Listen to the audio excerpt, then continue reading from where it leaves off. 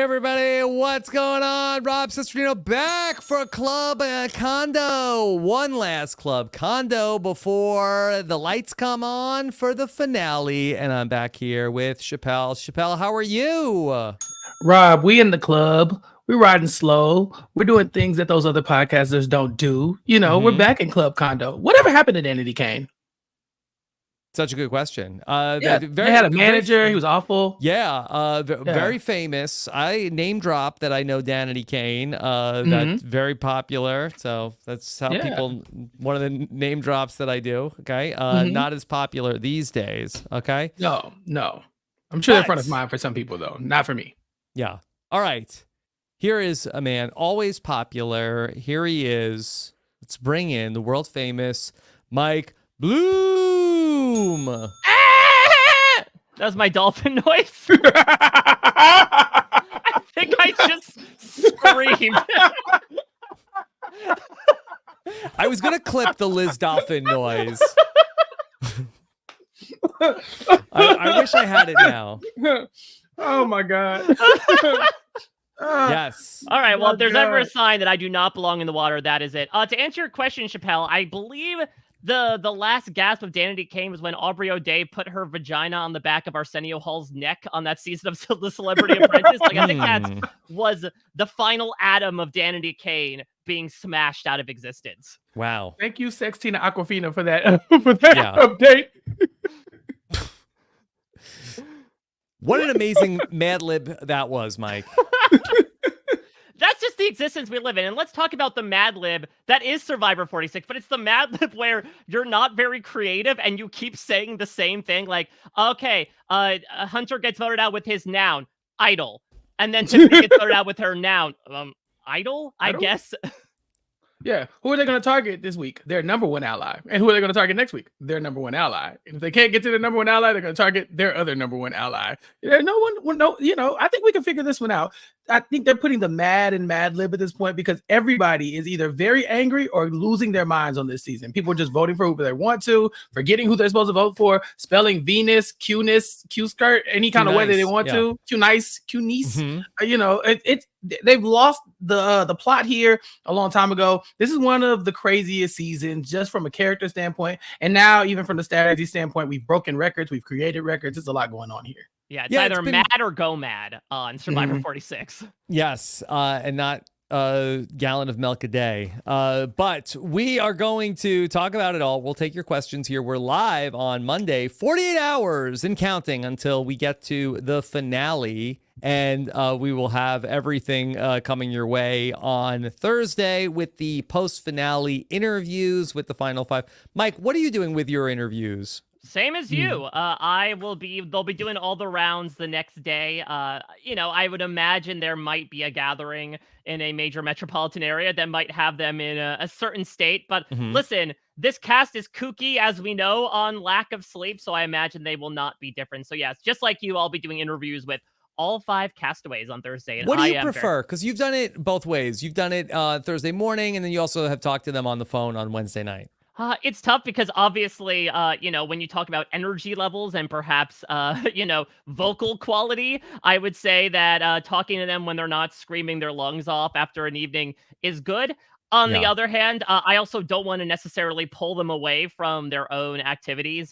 Certainly getting to talk with, because Survivor 43 was the last time I talked to them the night of. And, obviously talking to people like Jesse, Owen, Cassidy, and Carla, actually, not only in the midst of their own social gatherings, but also probably feeling a little bit raw with some wounds reopened was an interesting slice of life. It almost felt like an echo of what Jeff is trying to go for with this after show. But I also do feel bad if they legitimately have friends and family to get to, and they're like, no, I'm going to squirrel away to a corner of this bar for 15 minutes to talk to this absolute schlub named Mike Bloom. Chappell, the post-finale interviews now could really just go either way. Sometimes you have people, they're excited, they're ready to go, but you have also people that are very hungover, they have no internet, they are sort of sleeping on the floor of somebody's house. It's kind of the wildest high variance day of the Survivor press season.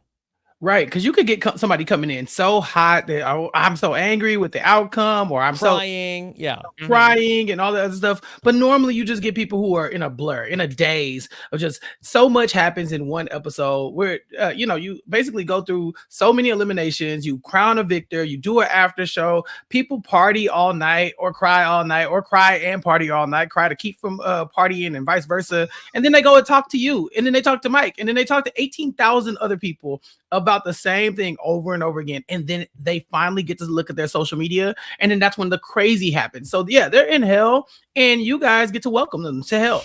First things they see when they come out of this whole whirlwind is going to be Mike Bloom and Rob Cesternino. Pretty sure that's in the Bible. Yeah, that's biblically accurate. Amen. Yeah. With the two heads of Cerberus in the 10th circle of hell. Exactly. Well, there's been so much talk about the 4 blindside or the 4 idols not played in a row. But, Jeff said something during this last tribal council that I thought was also interesting, that Jeff looked over to the jury and said, look at these 5 people, all blindsides. And Q makes it 6. Mike, have we ever had a season where the entire jury was blindsided? So I think from a post-merge perspective, I think a lot of comparisons that people are making, especially with idols being flushed, is Survivor Micronesia. Yes. And that came pretty close. Eliza obviously wasn't, and I would say Natalie certainly wasn't. And she played her idol. And I guess, I don't know, was James blindsided by An infection? Yeah. His own immune system? Mm-hmm. He was voted out with 2 immunity idols and then got voted out with the lack of immunity, in a manner of speaking, the next time around. But otherwise, it's been pretty much blindsides. I mean, I'm trying to think in Cagayan, I'm pretty sure like Jeremiah knew that he was on the chopping block, Tasha as well. So I think it's a rarity that we see this string of people going. And I don't know if, again, this speaks to the viciousness that Jeff described to you in the preseason. Or, how do you look back on that?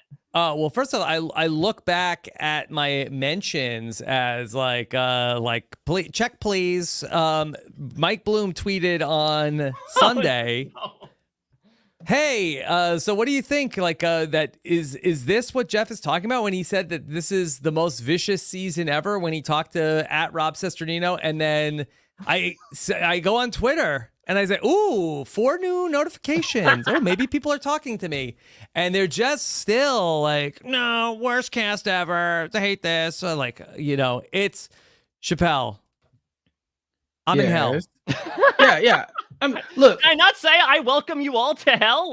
Right. I told you. This is how you get in. I don't know. I'm enjoying Survivor. I think pretty much all Survivor for me is worth watching. So I don't really have a lot of complaints. Bring me more Survivor. If it's going to be crazy like this, at least it's unpredictable, right? At least it's not. We know exactly how it's going to go from beginning to end. Nobody, literally nobody, I don't care who you are, can sit there in good faith and say, yeah, I saw this coming. You did not. You did not see all these people going out and not one idol getting played. You did. You just did it. I'm sorry, you're a liar. But to be fair to the people who are maybe new to the show, my family just started watching the show recently because they're like, okay, now I've been watching the show my whole life, and they've always been like, okay, go watch your little show, whatever. But now they start to call and text me, hey, why aren't these people playing their idols? And then last week I got a text message from one of my cousins, and she said, this was my first season, but I'm out. I don't understand. I thought you're supposed to play the idols. I said, no, it's not like this all the time. I swear, I promise. These people are nuts. Ignore them. I swear. This is like the insane people that escaped the asylum. That's them. But we're going to get back to normal people. I promise. So stick around with us, y'all. I know it's easy to complain about the cast, but weren't you complaining louder when Banu was here? That's what I'm saying. There are high highs, low lows, but I think just give it some time, and we always have next season to look forward to. And then even then, we still have 50 to look forward to. So at some point, you're going to be happy. Just right now, suck it up, Buttercup. Now, Chappell, did you only get your family involved because you finally heeded Jeff's consistent beck and call of get your mom on Survivor? Like, he has this very specific edict, and it came up this week of, hey, look to your left, look to your right. If one of those people is a mom, automatically sign them up for Survivor and surprise them later. They'll be happy about it. Yeah, I text my mom, do you want to sign up for Survivor? And she blocked me. So there's that. Yeah. She's Mike, not doing it. Did you think it was weird that they went back to all season long? It seemed like that they were making like new original calls to action that were happening right after the challenge. But specifically after this one, they went back to the one that they have used before about, hey, ask your mom if she wants to be on Survivor. Here, let me see. I think this is this one. All right, if you're watching Survivor as a family and your mom keeps saying, I should do that show, encourage her. Mom, apply to be on Survivor. Yeah. Which is weird because this came right after the challenge, and it was before Liz explains in her loved one's letter, hey, my daughter dared me to apply to be on the show. Yes. It was be right after Maria didn't get her letters. Like, what mom is like, watch Maria not get her letters? Like, that's it. I'm doing the show. I need that. I need to feel that. Yeah. I need to feel that pain. I just figured this was misplaced from MILF Manor, which we're also covering here on RHAP. Yes. It's the same promo on both shows. Like, hey, if you're watching MILF Manor along with your mom, say, Mom, what have you thought about applying for MILF Manor? Oh, Mom, you think this is so easy? Right. See if you can go out there and be a MILF on an island, you know? And so that's exactly what they're doing. They've gone from MILF Manor. There's some cross promotion here for Jeff Probst.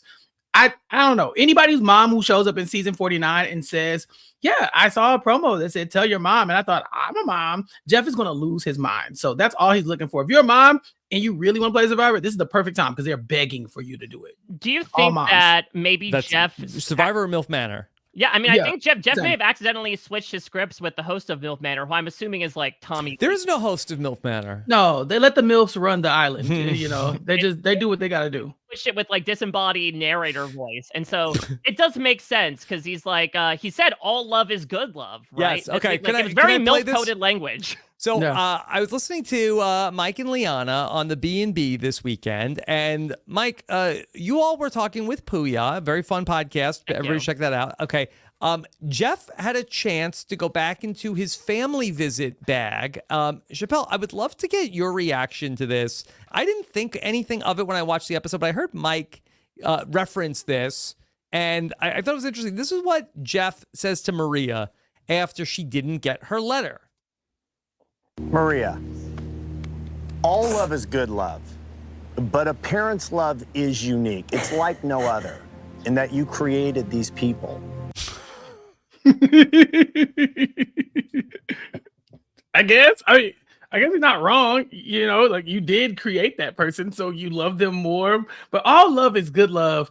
Where did he get that from? That's going to be in Julie Chen's Etsy shop where she's putting all her quotes. I think he got it from like an OJ's lyric or something. Like he's dipping back. I think did OJ say that, Mike? Well, not that OJ. Not that OJ. Yeah. By the way, did you like the Q said I've got the juice? I did. I got the juice. Yeah, he drove out of the game in a white Bronco. Yeah, but I think that the thing is, Chappell, factually, he is correct, but he has a way of voicing it that makes it feel like he skipped out on every sex ed class that was offered to him throughout his education, where he used the term, the verb choice is really the most key thing, created. I mean, it's only a few degrees away from Gabler's infamous hatched use when it came to him talking about his own children. That does make me feel like we're getting back on the wagon a bit of like, okay, is Jeff Probst AI? Is he an alien that doesn't necessarily understand the concept of human love? No, he very much started talking about her as if she was Professor X and she was creating, some type of like assembling a team, like, oh yeah, you created this, but then I started to think again, and it was like, is it Professor Utonium? Did he like sugar and spice and everything nice? He literally created the perfect little girls and then dropped in a little extra something. Those are the ones you love the most. You know what I'm saying? So normal kids that are made through sex and procreation, you love them. But the ones that you make in a lab, you really create those. The ones that you just, it really just put some old elbow grease into. Those are the ones that you love the most. All love is good love. I thought I might get that tattoo, Mike. I'm not going to question where you get that tattoo. you know where I'm getting that tattoo. Wow. Amazing. So all love is good love. And moms, come out and apply for Survivor. That's it. You think you're so tough, Mom? Why do you not get your letter? I think they're tired of those conversations about, how the mom archetype doesn't do well. Like you can be the one to really break the curse on the mom archetype. It's like, what? Stop picking on these women. Leave them alone. If they want to come out for the show, they will. Okay. But I really think that he's casting for the wrong show at this point. Okay, Chappell. Okay, I'm glad you brought this up. This is not in my notes, but okay. Is the mom archetype about to be blown up? Or is the difficulty for the mom archetype about to be so back and we don't even realize it? Interesting. Well, first you said mom architect, and I thought, oh, Sylvia finally makes a return to Survivor 50. Yes. Is the mom archetype a scoot right now? Yes, exactly. Non-orthogonal to the jury votes. Yeah. Yeah, so basically you're asking, like, is Maria on her way to, like, possibly becoming a 0-vote finalist? Or could she possibly crush this Not even, game? I don't think there's any scenario where Maria's a 0-vote finalist. But is Maria about to lose the game potentially to somebody with a less impressive resume? Or is Maria about to win the game? And that we say, see, look at the moms. The last person that played an idol correctly was a mom. It was Julie from Survivor 45. Yeah. So if you really look at, the things on the board, you say, okay, Julie played that idol. She played someone else's idol even, so if you take Julie and Maria and say that they've done so well in this game, maybe people will start looking at the moms as real threats. And this could be bad for future moms on the all mom season coming up that Jeff is trying to create. Now, you think what's interesting is that 5 people have gone home with idols in their pockets.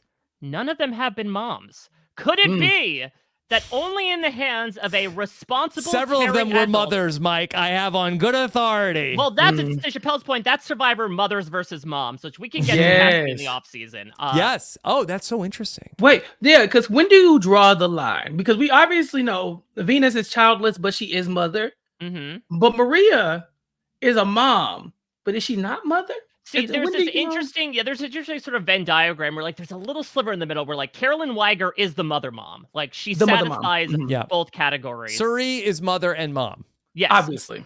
Yes, exactly. So I feel like there Sandra, mother and mom. Parvati, yeah. mother and mom. You could start them on Redemption Island, and then they kind of draft themselves into whatever tribe. This is something that, again, it's going to be a long off season until 40 several. But I mean, to your point, Rob, I don't see a scenario where she doesn't get any votes. But I mean, I can't think of anyone in recent memory in Survivor seasons who has had, like, as much of a downward slide in at least our perception as Maria in the past couple of weeks. What I love so much about Survivor is that going into, like, the final 8, the final several, we were thinking, okay, there's a lot of kookiness happening, but at least there's this solid, cohesive bedrock of Charlie, Maria, and Ben. They won't succumb to the wackiness. There are normal people in this maelstrom of absolute maniacy. And then these past 2 episodes, we have Maria determining who gets pizza via rock, paper, scissors, Maria and Charlie turning on each other as their number 1 allies, Maria taking a shot and failing, and Ben also genuinely pulls a sincere Natalie Anderson and writes down the wrong name. Like, it's only inevitable that everyone does something absolutely off the wall in Survivor 46. And the only person who's kind of hanging out, it's like Charlie is just like, hey, okay, all this craziness going on with his allies, but he seems to be on the right track. I think knowing that he needs to cut Q at this point was great, because if Maria gets her druthers, he's gone anyway. So he might as well take away her other number 1. I like the people that are kind of remaining level-headed, but it's not as fun without these wacky people, right? Like, without these big crazy moves, because for the life of me, I do not understand how Maria could in good faith think that they were not going to vote for Q. I think she even told Q, you're going to get votes. You're going to get a vote at least, but I think you're going to be fine. And I'm thinking, when did we start that? What part of the game is that? Where we got to the point where there's only like 5 people, 6 people left, and you're like, it's fine that people vote for me. I got an idol, but I'm going to keep it. I really just need somebody to walk me through how Liz, who is gagging, and not in a good way, like literally about to vomit. Yeah, she's gagging. I believe she ate coconut accidentally, so she is gagging. Yeah, or breathed. But yeah, she does not want to vote for Q. I mean, to keep Q in the game. It makes her sick thinking about it. They even talk about at Tribal Council. I think Kenzie says Ben and Q are like my brothers who don't speak to each other. Like, why do you think Ben would be with you? Who is this team of people who was about to vote out Charlie over Q? Maria, I just need to know. Help me understand how we got here.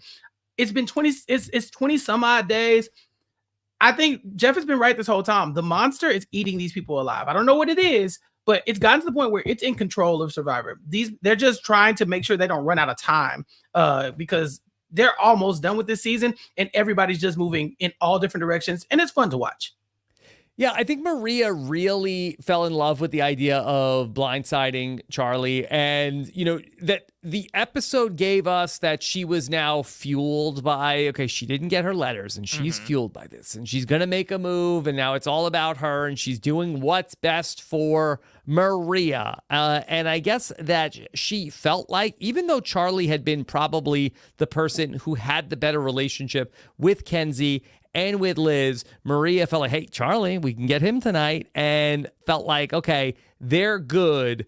But when I think Maria was just really sold on this idea and wasn't really stopping down to think about what was going on with Liz and with Kenzie. I pulled this clip. This was from when Maria was talking with Charlie, when Charlie is like, hey, let's all vote out Q.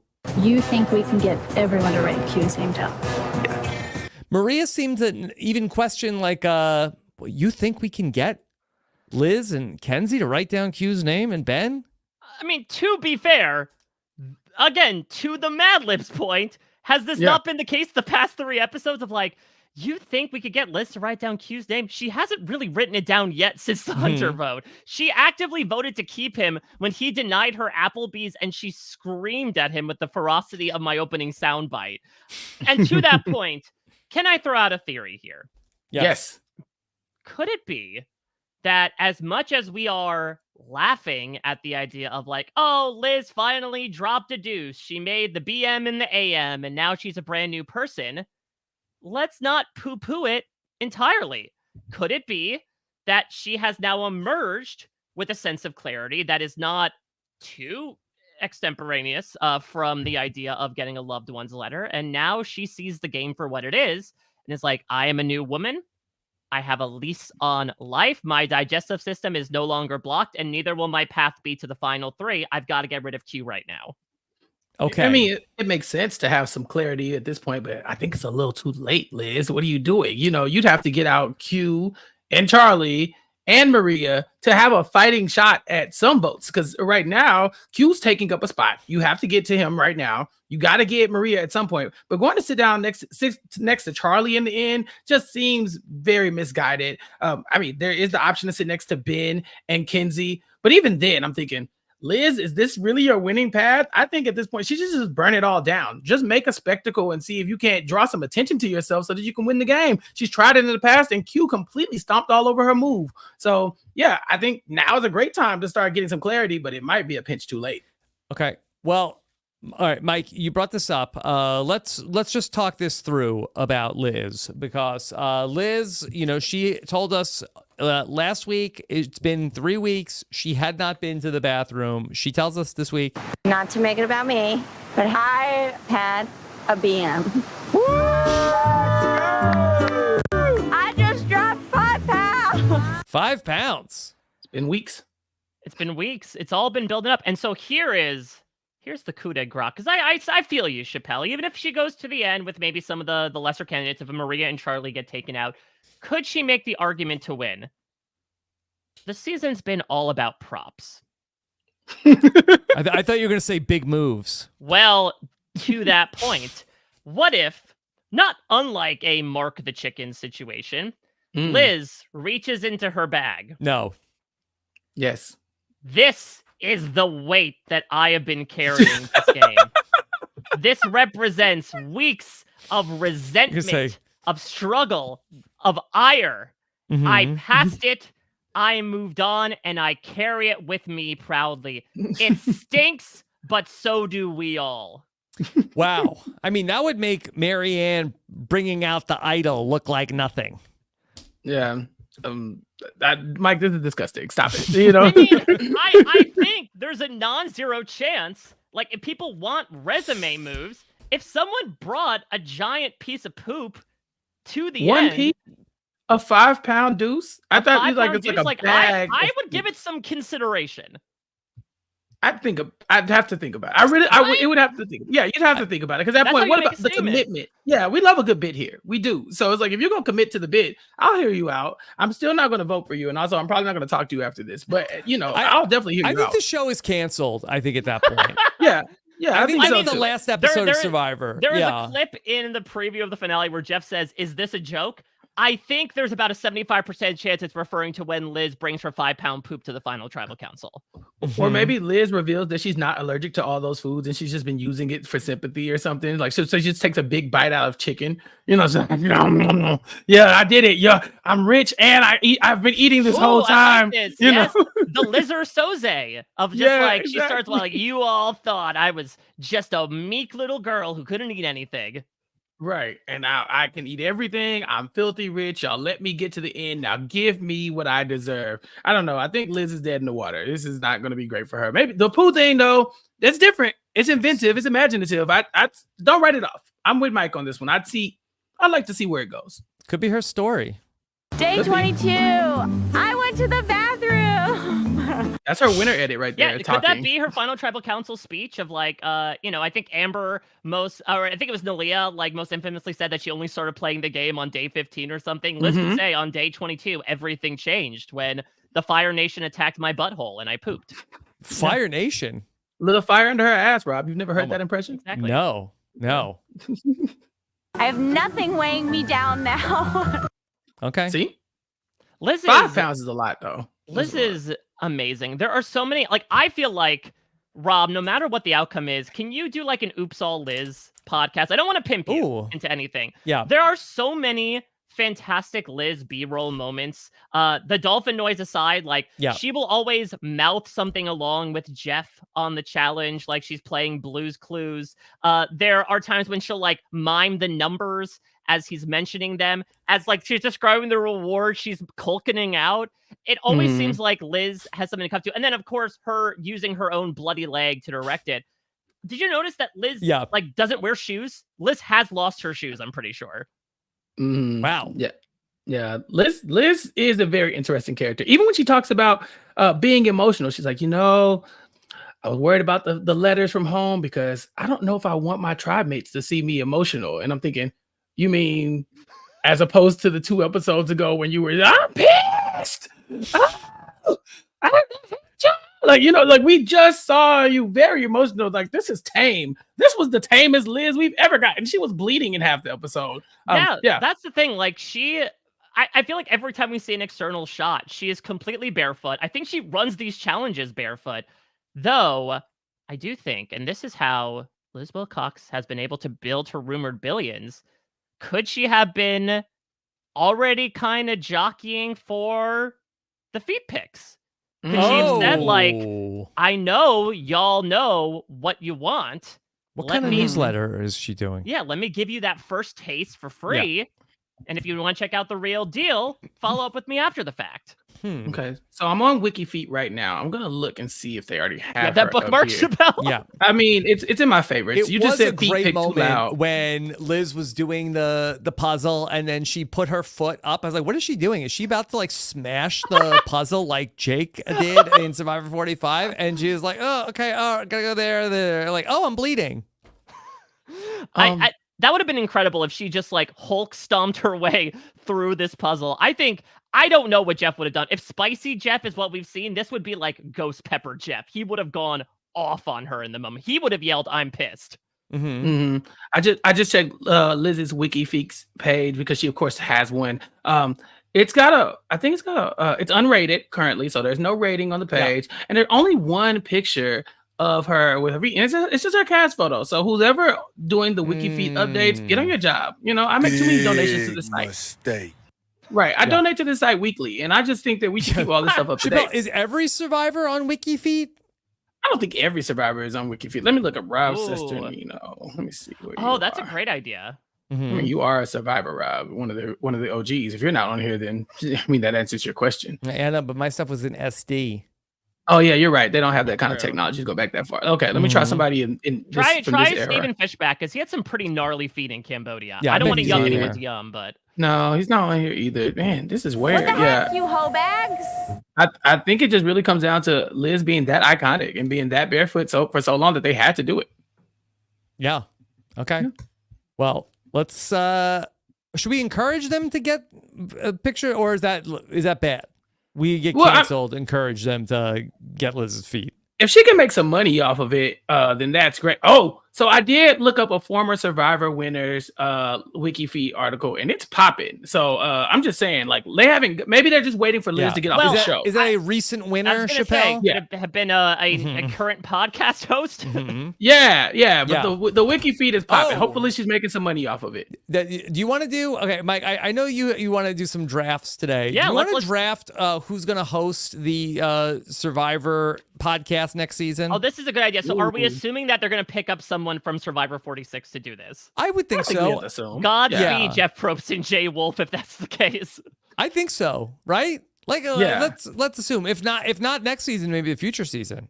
Yeah, no, they I think could double back and go with like Jam Jam or something like that. But I think they're gonna probably go with somebody from the most recent season. Okay, and who will be your number one pick on the board, Rob? Okay. Do you want to go? I have thoughts on it. Okay. But I feel like that win or not win, I think Kenzie would be a real solid addition to the team. Gotcha. I don't know. I wouldn't have gone with Kenzie for my first pick. What about you, Mike? I would have gone with, much like the fan base has going into Wednesday, probably going with a Kenzie or a Charlie. Because I think, listen, you want to go with a personality for sure. You don't want to necessarily just be talking to a slab of drywall on a podcast to create content. But at the same time, I do think you also want somebody that will not be too far out there, which I think, lovingly so, a lot of people this season would be. And you want to do someone who's relatively successful. So I think that, as you've talked about, Chappell, I think Charlie is that perfect balance of being able to deliver sound bites while also simultaneously delivering sound strategic advice.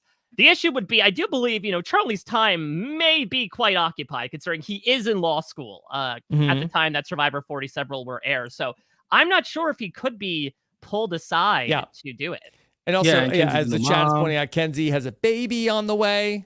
Yeah, exactly. But the baby hosted. Yeah, maybe the baby could host it. I would probably lean toward Charlie if I had to guess as well, but mostly because it would be such a missed opportunity to really capitalize on this Taylor Swift fan base that we have now, right? Because Charlie is giving all the shout outs to Taylor Swift. He gets Taylor Swift quotes and lyrics in his family letter. He has 22 written on his hands as well. And so, Charlie goes 22. on 22. Yeah, that too. Yeah. And so I think that when it comes to Charlie, if he says some random Taylor Swift, quotes or something like that, and she might happen to repost the podcast or something like that, that's good for Survivor's brand. Taylor Swift got a whole bunch of people watching the NFL. Imagine what it could do for Survivor. Yeah, if they had the live finale, if they could get Taylor Swift there, that would be something. Yeah, or like Taylor Swift and Sia collaborate on a song together or something like that about Charlie. Power of Charlie to bring together collaborations between the biggest artists. Well, so we have Kenzie and Charlie in the mix, okay? But this is supposed to be a draft. So, all right, if Kenzie's off the board and Charlie's off the board, then Chappell, who would you go with? I don't know. See, those are the big personalities, like Mike said, that are going to be successful in the game that I think could be great on the podcast. But I guess if you have those two out of the way, I think you go all the way in the other direction. I think you have to go with Q. I think you have to strike while the iron is hot. He's such a big personality. We see him destroying the cameo charts right now. He's picking fights with everybody. No one's going to turn down an opportunity to hear what Q has to say about every episode of Survivor. He's going to be the biggest draw of all these people, regardless of the outcome of the season. I think you have to go with Q at that point. Yeah. That would be wild to have Q as the co-host in the podcast, because I feel like that, because Jeff is talking about how they view things. And I just feel like there's going to be a lot of, as Emily Flippin once said, can I push back on that? Debatable. Yeah. I don't know how they even get through one episode. No, it's going to be insane. But again, look at your options. There are a lot of people must listen podcast every week. Every week. If I would go with an honorable mention, I'll try to shoot for the happy medium there. And it's tough because we've had Rick and we've had Dee, both of whom were, close to the finals, if not finalists and winners. What about Tiffany? Tiffany finishes in an 8th place, but I feel like she had a lot of strategic chops to her. I think she is, maybe I would honestly say, an underrated character in Survivor 46. I think she was such an incredible go-to person for reactions, where she was just be it friend or foe, she was fed up with everyone's shit. And I think that she would be someone who could be like pretty down to earth when it comes to actually meeting someone where they are, but also simultaneously is not afraid to give guff about the things that she's seeing on the screen. Yeah. Oh yeah, Tiffany she's not would gonna be buy a good pick. Okay. Right. Can I go with somebody else that I think is probably more of a long shot, but somebody I think would be a good choice? And I think that it was Davey that I first saw who suggested this, but I think Tevin would be a really good pick also. That he did the whole thing about what Survivor is. I know Mike Bloom knows, how great Tevin is at, talking about any given subject. I mean, Tevin is, a super talented guy who would be great on a podcast. Absolutely. Absolutely. I just think that when it comes to, our recent events, I think that the Tevin blind side is just going overshadowed by all the other craziness so much to where it's a solid choice, but it's not the sexy choice. It's just kind of like, that's a really good choice. I think that Tevin, if you ask me at the beginning of the season, I'm like, obviously it's Tevin. He can talk about Survivor in a way that a lot of people just cannot. He's very likable. Again, I talk about the Mike Bloom interview with Tevin was so good. I was thinking, yeah, this guy's got it. So he'd be great. But, I just think there are more flashy moments that happen since Tevin that you're like, oh yeah, Tevin, that's who you're going with? Okay. I feel it. He has one more chance to redeem that image. Could he be the lead actor in the jury play at the end of all this? Could he be the one? They just put out like a jury interview, Dalton Ross, today, and he said that the Fijian staff called him the king of Ponderosa. Could he walk out there and showcase that crowd and be like, all right, everybody, here's what we're going to do. You're going to tell us this stuff. And look, I'm sure there are certainly some jurors there that would not be particularly happy with Tevin in particular being the voice of that. But maybe that's that opportunity to sort of, remind everybody about his beautiful eloquence. Yeah. Yeah. Okay. We got to bring back Good. the old jury format, Rob. We have to bring back the old jury format where everybody gets to go up and say one thing. And I don't mean forever. I just mean for this particular season, because imagine what Q gets up there and says with his one question, Venus with her one question, Tevin with his one question. There's just so many of these big characters that when they get up there, oh yeah, it's going to be fireworks. But the new format doesn't really allow for that. So he would have to, Tevin would really have to assert himself as the king of the jury in Ponderosa. That being said, is this the first time we might see the jury fight with each other and not even be addressing the final three? 150%. Like these people, Hunter's going to keep whispering over to like Venus on the other side. Like, do we believe them? Should we vote for it? Like as these finalists are trying to talk, because again, we have all of these chaotic players on the bench. They're going to be the ones so focused on each other that they're going to be like, oh yeah, you could sort of talk amongst yourselves for the time being. We really need to hash this out in the moment. And considering how many live tribals we have had this season, I think we got to add one more on top of it here. Yeah, it would be so good. And then Ben can topaz himself if he makes the jury, because there's just so many iterations of this that could be wild, but we have to encourage this kind of energy. We can't shut it down. Would that be a reason, if I'm a current player in the game, why I would want to take Ben to the final three? Because that reduces the chance. I don't know if I put him on the jury, if there is a sizable chance he will actually vote correctly for me in the end of the game. Yeah, I mean, we saw it happen in Rob's first season of Survivor. Because who did Christy vote for? She voted for Jenna, and she said she meant to. Okay, Chappell? Yeah, and Q said he didn't want to quit four times after he said he wanted to quit every time. That's good enough for me, Chappell. Is it really? Because I'm still asking questions. Yeah, that's good enough for me. Let's see how she votes in Survivor 50. Mm-hmm. Yeah. All right. You brought up Ben. Voted for Kenzie. Voted for the wrong person. Mike, we all were thinking about how, this was probably just insurance, just in case. However, tell me if did Q say on Twitter that he was the one that's supposed to go to Kenzie? Like, was it possible that Ben was in that conversation and they told Q, all right, Q, vote for Kenzie tonight? And Ben forgot if he was supposed to be the one to vote for Kenzie, and Q also forgot that he was the one to vote for Kenzie? I think it really was down to the timeline of things, where Ben was told earlier in the day, at some point, vote for Kenzie. and maybe people that shouldn't have been in the circle were. Maybe he was standing next to Venus and they're like, hey, vote for Kenzie. And they're like, okie dokie. And so when Ben stands up there, he is trying to pull from the recesses of this slowly accumulating inferno that is his unfortunate mental state, as he's just saying, okay, there was a name. Someone said a name to me. God, Kenzie. Yeah, that rocks. All right, let me spell it the way that the sex expert does. That's absolutely the way to do so, and walk back with no consequences. Like this is objectively wild to me. This is the equivalent, because also Kenzie is so close with Ben. This is probably the Survivor equivalent of like saying the wrong name in bed, right? Whoa! I mean, it is in bed actually, because they spend most of the time. Every time we see Kenzie and Ben, he's waking up out of sleep. Where's my bottle? Where's my bottle? Where's my stuff? And Kenzie's right there, like, babe, I got you. So it's very intimate. I think so. I think he messed up. He said the wrong name, and he should be punished. I feel like, Mike, just to go along with the metaphor, I feel like this is like the inverse of that.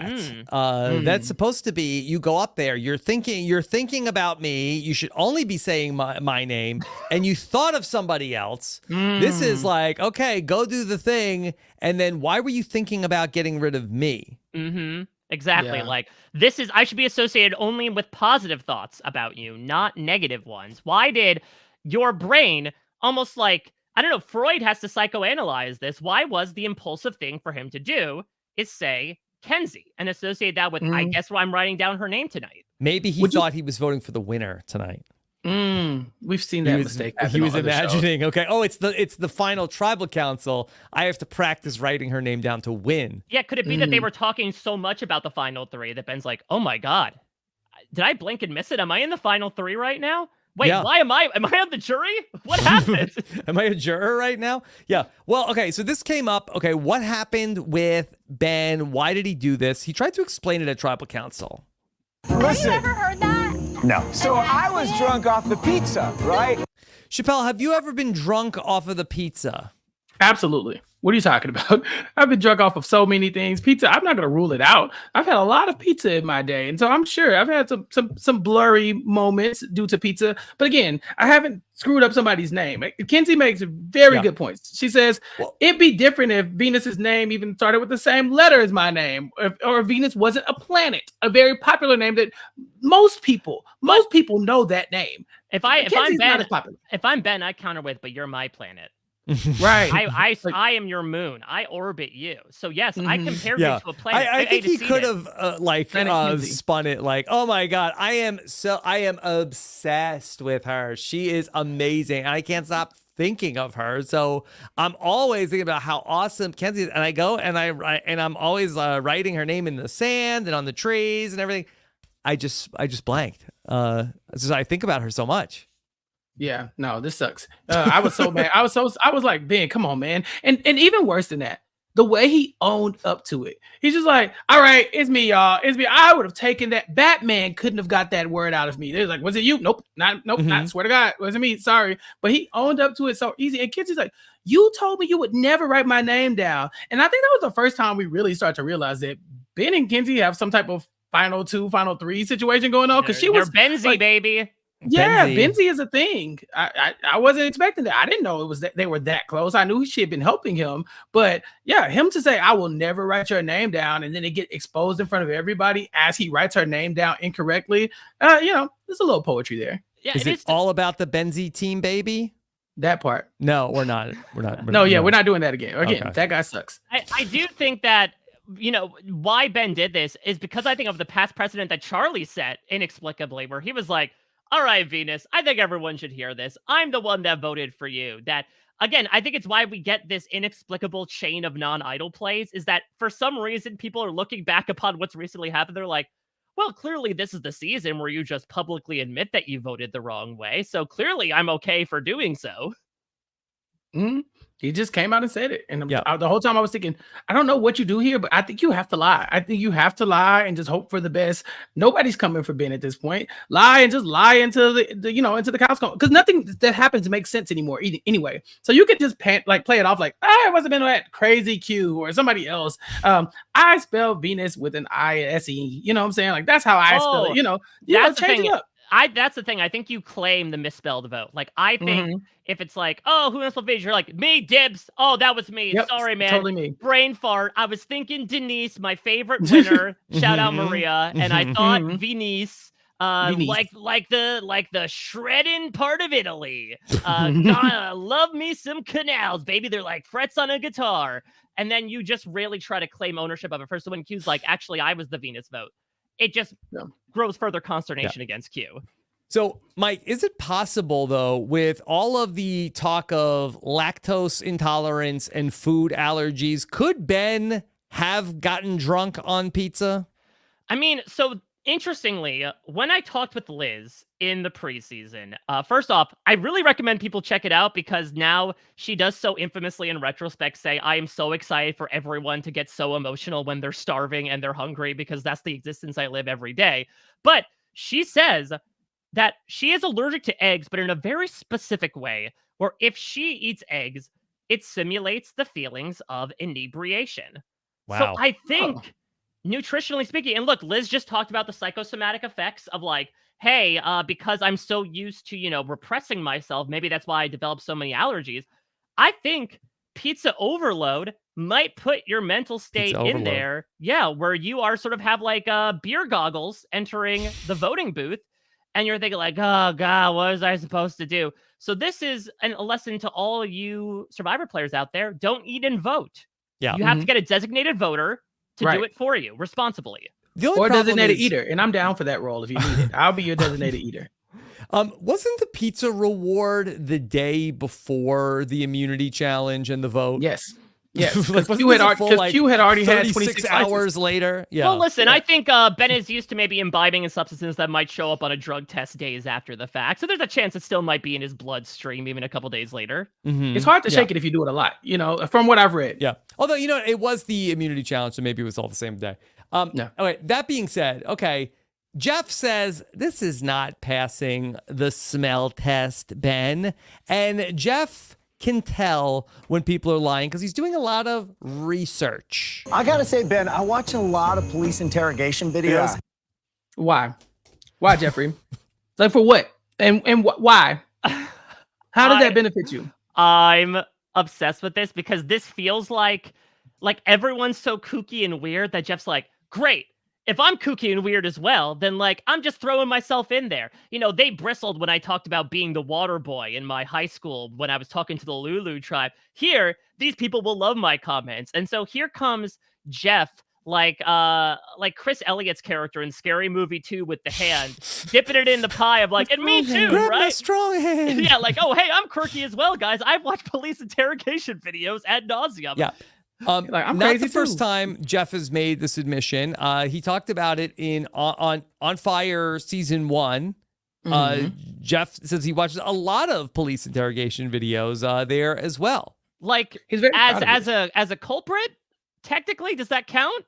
Yeah, if you're in the video, is it count as watching it, or do you is Jeff watching his greatest hits? Because I'm starting to think he is a criminal. Why are you doing this? I need a solid explanation for when he comes home, why his TikTok algorithm just switches and goes to interrogation talk. I don't understand. Yeah. So Brooke in the chat says, I think he talked about the interrogation videos in a podcast. He takes inspiration for how he acts at Tribal. That's interesting. I missed that last part. I thought that he was saying he watches them because he likes to see sort of how humans lie, and then in sort of a lot of the dilemmas that they make. And that's why that they're doing so many different games of okay, you lie, which person is lying here, and you have to figure it out. Okay, You know what? I have a new credo, a new Shangri-La, a new end goal for my journalistic career. Yes. Okay. I want to interview the police officer that Jeff is mimicking in his tribal council procedures.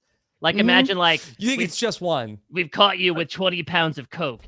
It's like when you get in a car and your tires flat. and you decide to go pump it at the gas station. Yeah.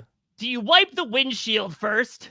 Oh, do you think that it's sort of like this thing where it's like, they keep the person like under the hot light and they have like a big thing of water and like, oh, thirsty. I bet you'd like some of this. Is that what he's doing with the popcorn and the licorice? It must be. It really must be, because that's true. If you They come in talk with tonight, food. you'll get some of this. Yeah, you could go home to your family right after this, And he even asks weird questions now too. He says like, Maria, what's significant about winning immunity at this point in the game? She's like, because I'm not going to lose the game. He's like, whew, that's crazy. That's crazy. Next question. It's like, Jeff, what are you doing? See, now, I don't think he's not interrogating these people. But this all makes sense because only the wizened, hardened, nihilistic perspective of like an old beat cop would look at the world of love in a way of, all love is good love. The great thing about being a brother and sister is one of you isn't the parent. Could it be that all of these weird things Jeff is saying is taken from this like grizzled... film noir? Yeah, exactly. Yeah. Like, oh, he Sam... smoked 3 packs of cigarettes a day before breakfast. Yeah, like that could be, could be Survivor guy. It could be this man, this sort of like Columbo-esque figure that Jeff has just been pouring hours upon hours over. Mike, did you see the clip about how we played this a couple of weeks ago about how he was so excited for Matlock? Yes, with is that with Margot Kathy Martindale? Bates. No, Kathy Bates. Bates. Sorry, I always mix them up. Yes, they're bringing back Matlock. And Jeff is ready for this. I don't understand. I think Jeff has been doing this a very long time, y'all. We might need to start talking about who his successor is going to be, because I think Jeff is starting to move over to where he wants to host, America's Most Wanted or something. Or Cops. Like it looks like he's about to start, updating his LinkedIn to get a different job. Survivor might not be big enough for him anymore. We're going to see Jeff guest starring on Law and Order SVU soon. Well, what I think is interesting is that actually, if you look ahead at the CBS programming this fall, there is something called The Real CSI, which is like a true crime show. Could we start to see Jeff sort of like segue into that role, where like it fits his perfect wheelhouse of unscripted series, but apparently dealing with his absolute fascination and love with interrogation scenes?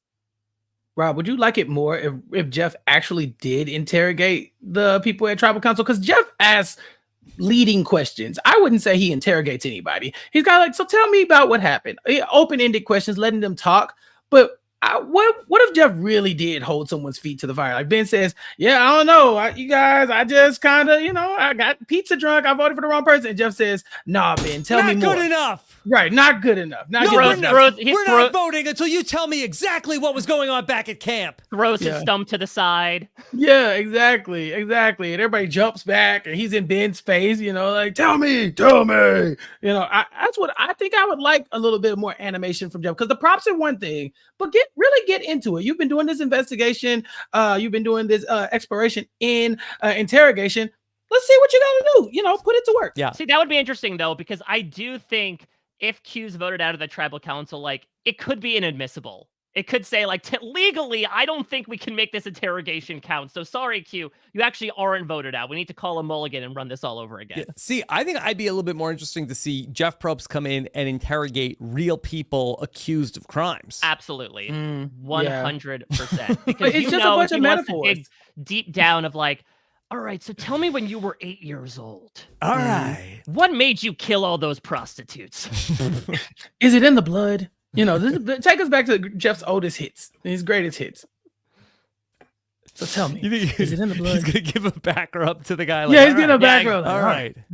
Settle down. So tell me how it is in the interrogation room. When you fed the fentanyl to your uncle and you texted everything's good, did you spell it with 2 O's or 1 O? What is it about you millennials? Right.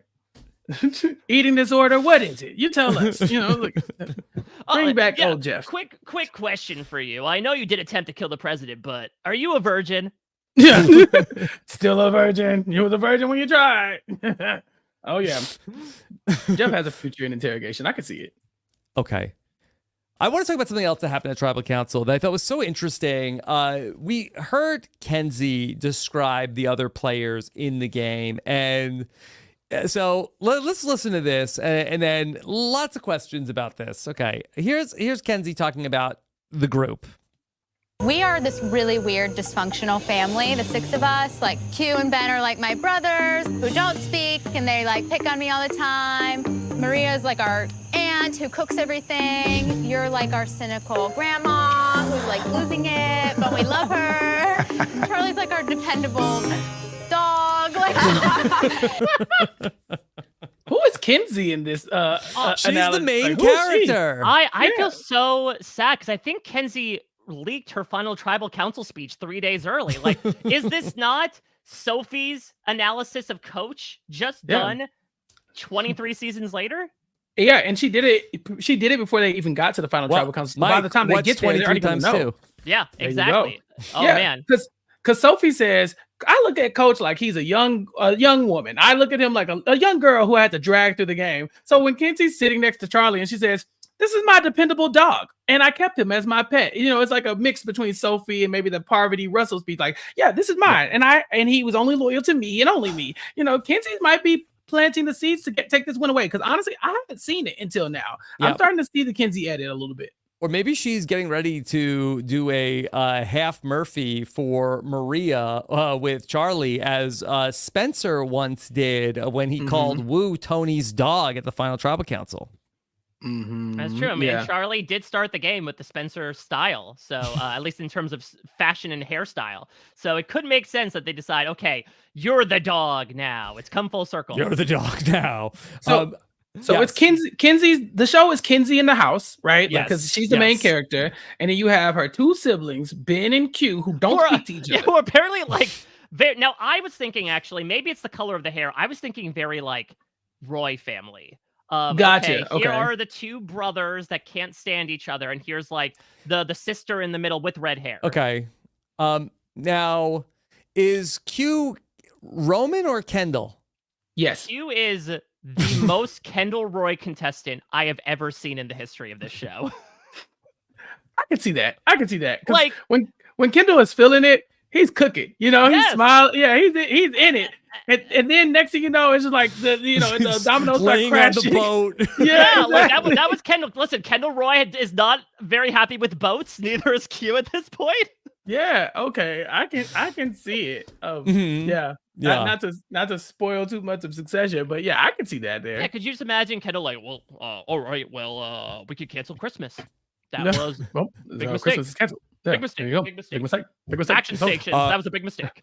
I decided Liz is not coming to Applebee's. It's my choice. I get to pick. choice. I get to pick who comes to Applebee's. Liz I'm is the not best coming boy. with me to Yeah, Applebee's. it's me. I'm the eldest boy. I'm the I eldest. get to choose. It's my reward. Well, because also Ben kind of has that like little freak in him, like Roman does.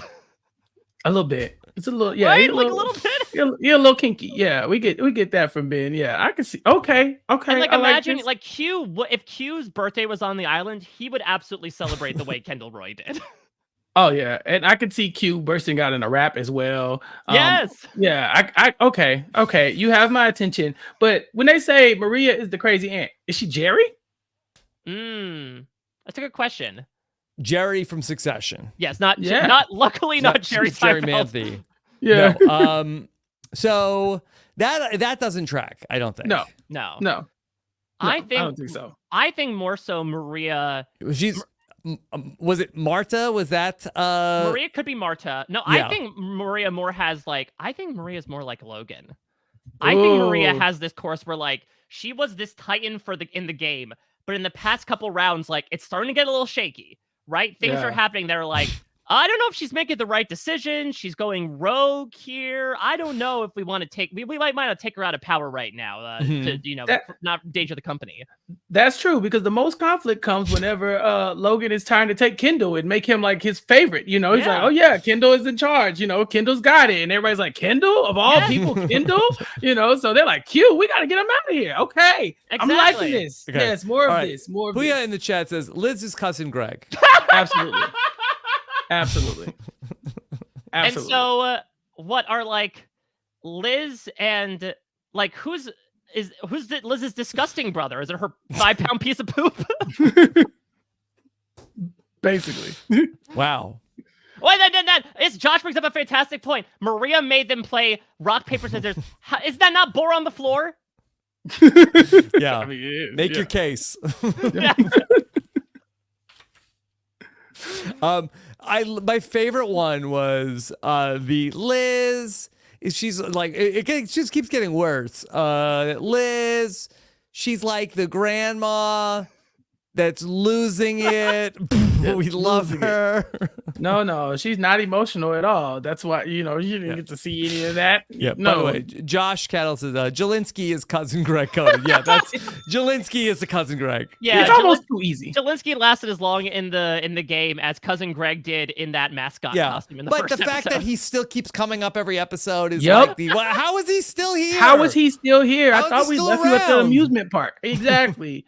How did you make it? At the end of the day, you will always have several. We'll always have the legend that's Jelinski. It's right there. And then Charlie is the dog. And like they stole beads from his ludicrously capacious bag to make that fake idol to give to Jess. Mm-hmm. This makes sense. Okay, I like this. I like this a lot. Go Kenzie. This is a hell of a read. We're straight down the line, really. But yeah, I agree that like probably the biggest read of all. Like, yes, Charlie was compared to an actual animal, but Liz was given dementia, which feels like the She's most losing extreme. it, but we She's love losing her. it, but we love her. I will be looking at Kenzie like, so, and who are you exactly? Shiv? Is that what we're doing here? What's going What the on? heck, you hoe bags? Yeah. Well, this was before she did bring the poop to Final Tribal Council. Yeah, Maybe afterwards, maybe you say that. Like, Liz is losing it. Yeah, She's this lost is it. what, you love your grandma, but if she's like, can you feed my bird? And the bird's like on the floor of the cage. You're like, oh, yeah, grandma. I don't know if $1 million is the thing you need at this moment. Yeah. Love the Kenzie sitcom. That was a great moment. Kenzie in the house. Kenzie in the house. Okay. I want to talk a little bit about one of the things that made Liz lose it was Applebee's. Now, we know how much Liz loves Applebee's, much like Karishma before her. This weekend, I attempted to take my family to the local Applebee's. Oh. Okay. Chappell, it's closed. Ooh. Out of business. Wow. Took Does the Liz signs know? down, everything.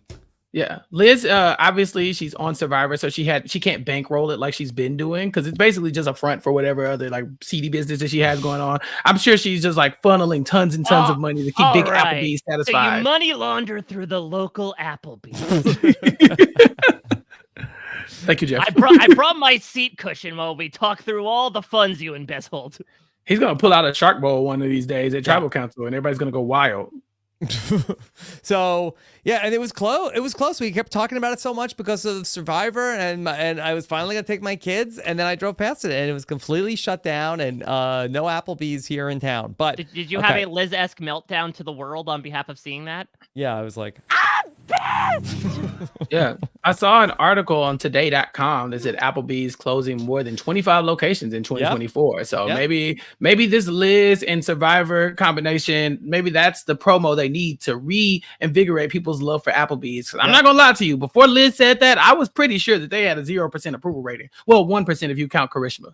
Mm-hmm. Yeah. So no Applebee's here in town. All right, but they made another big fan of Applebee's, and that would be Q, because Q, that he didn't have a confessional in the episode about how he always goes to Applebee's. Like Tiffany talked about it. She says she goes there every week. That Liz, it's part of her ritual. But Q, I don't know if Applebee's was new to Q, but there was a secret scene this week where Q talked about his love of Applebee's, and he talked about what he has.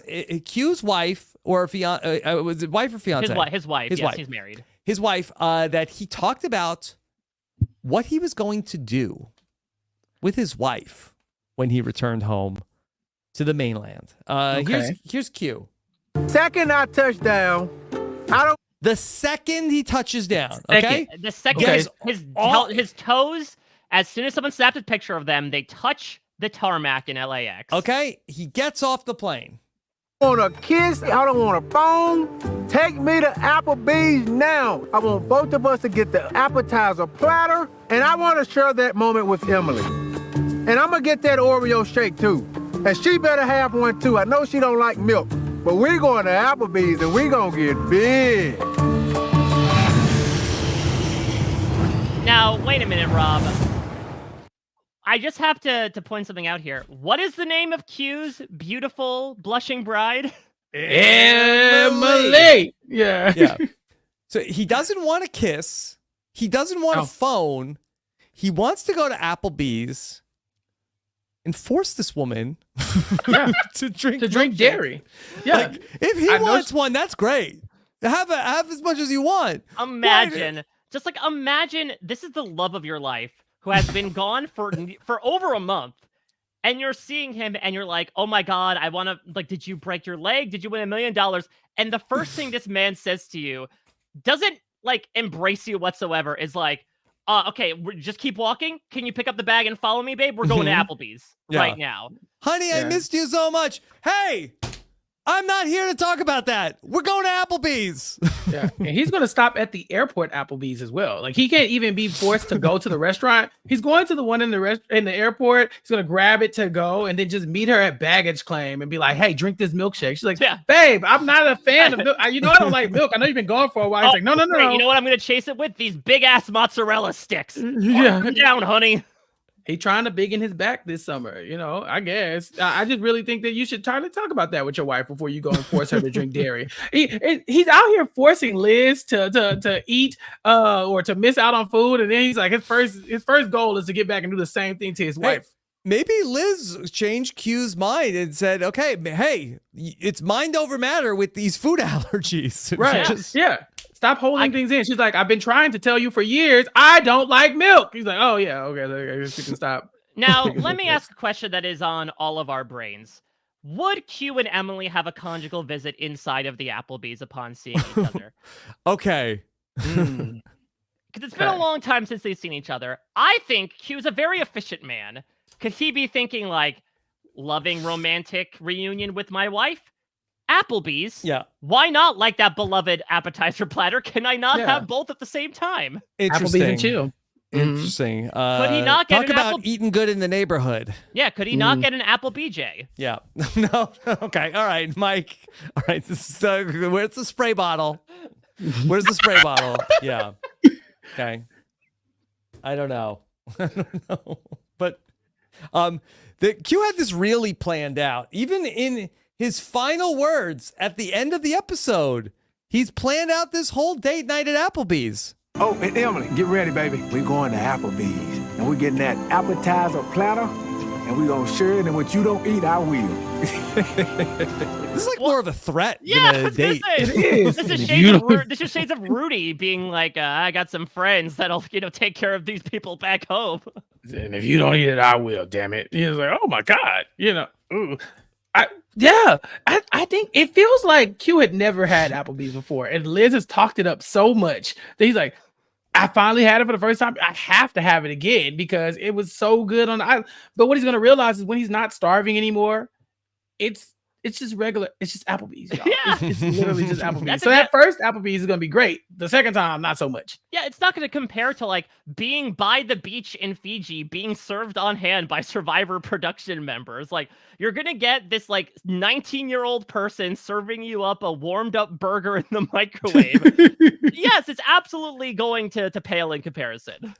Yeah. All right. But Q really doing a great job of help. Maybe Applebee's can bounce back after this between Q and Liz.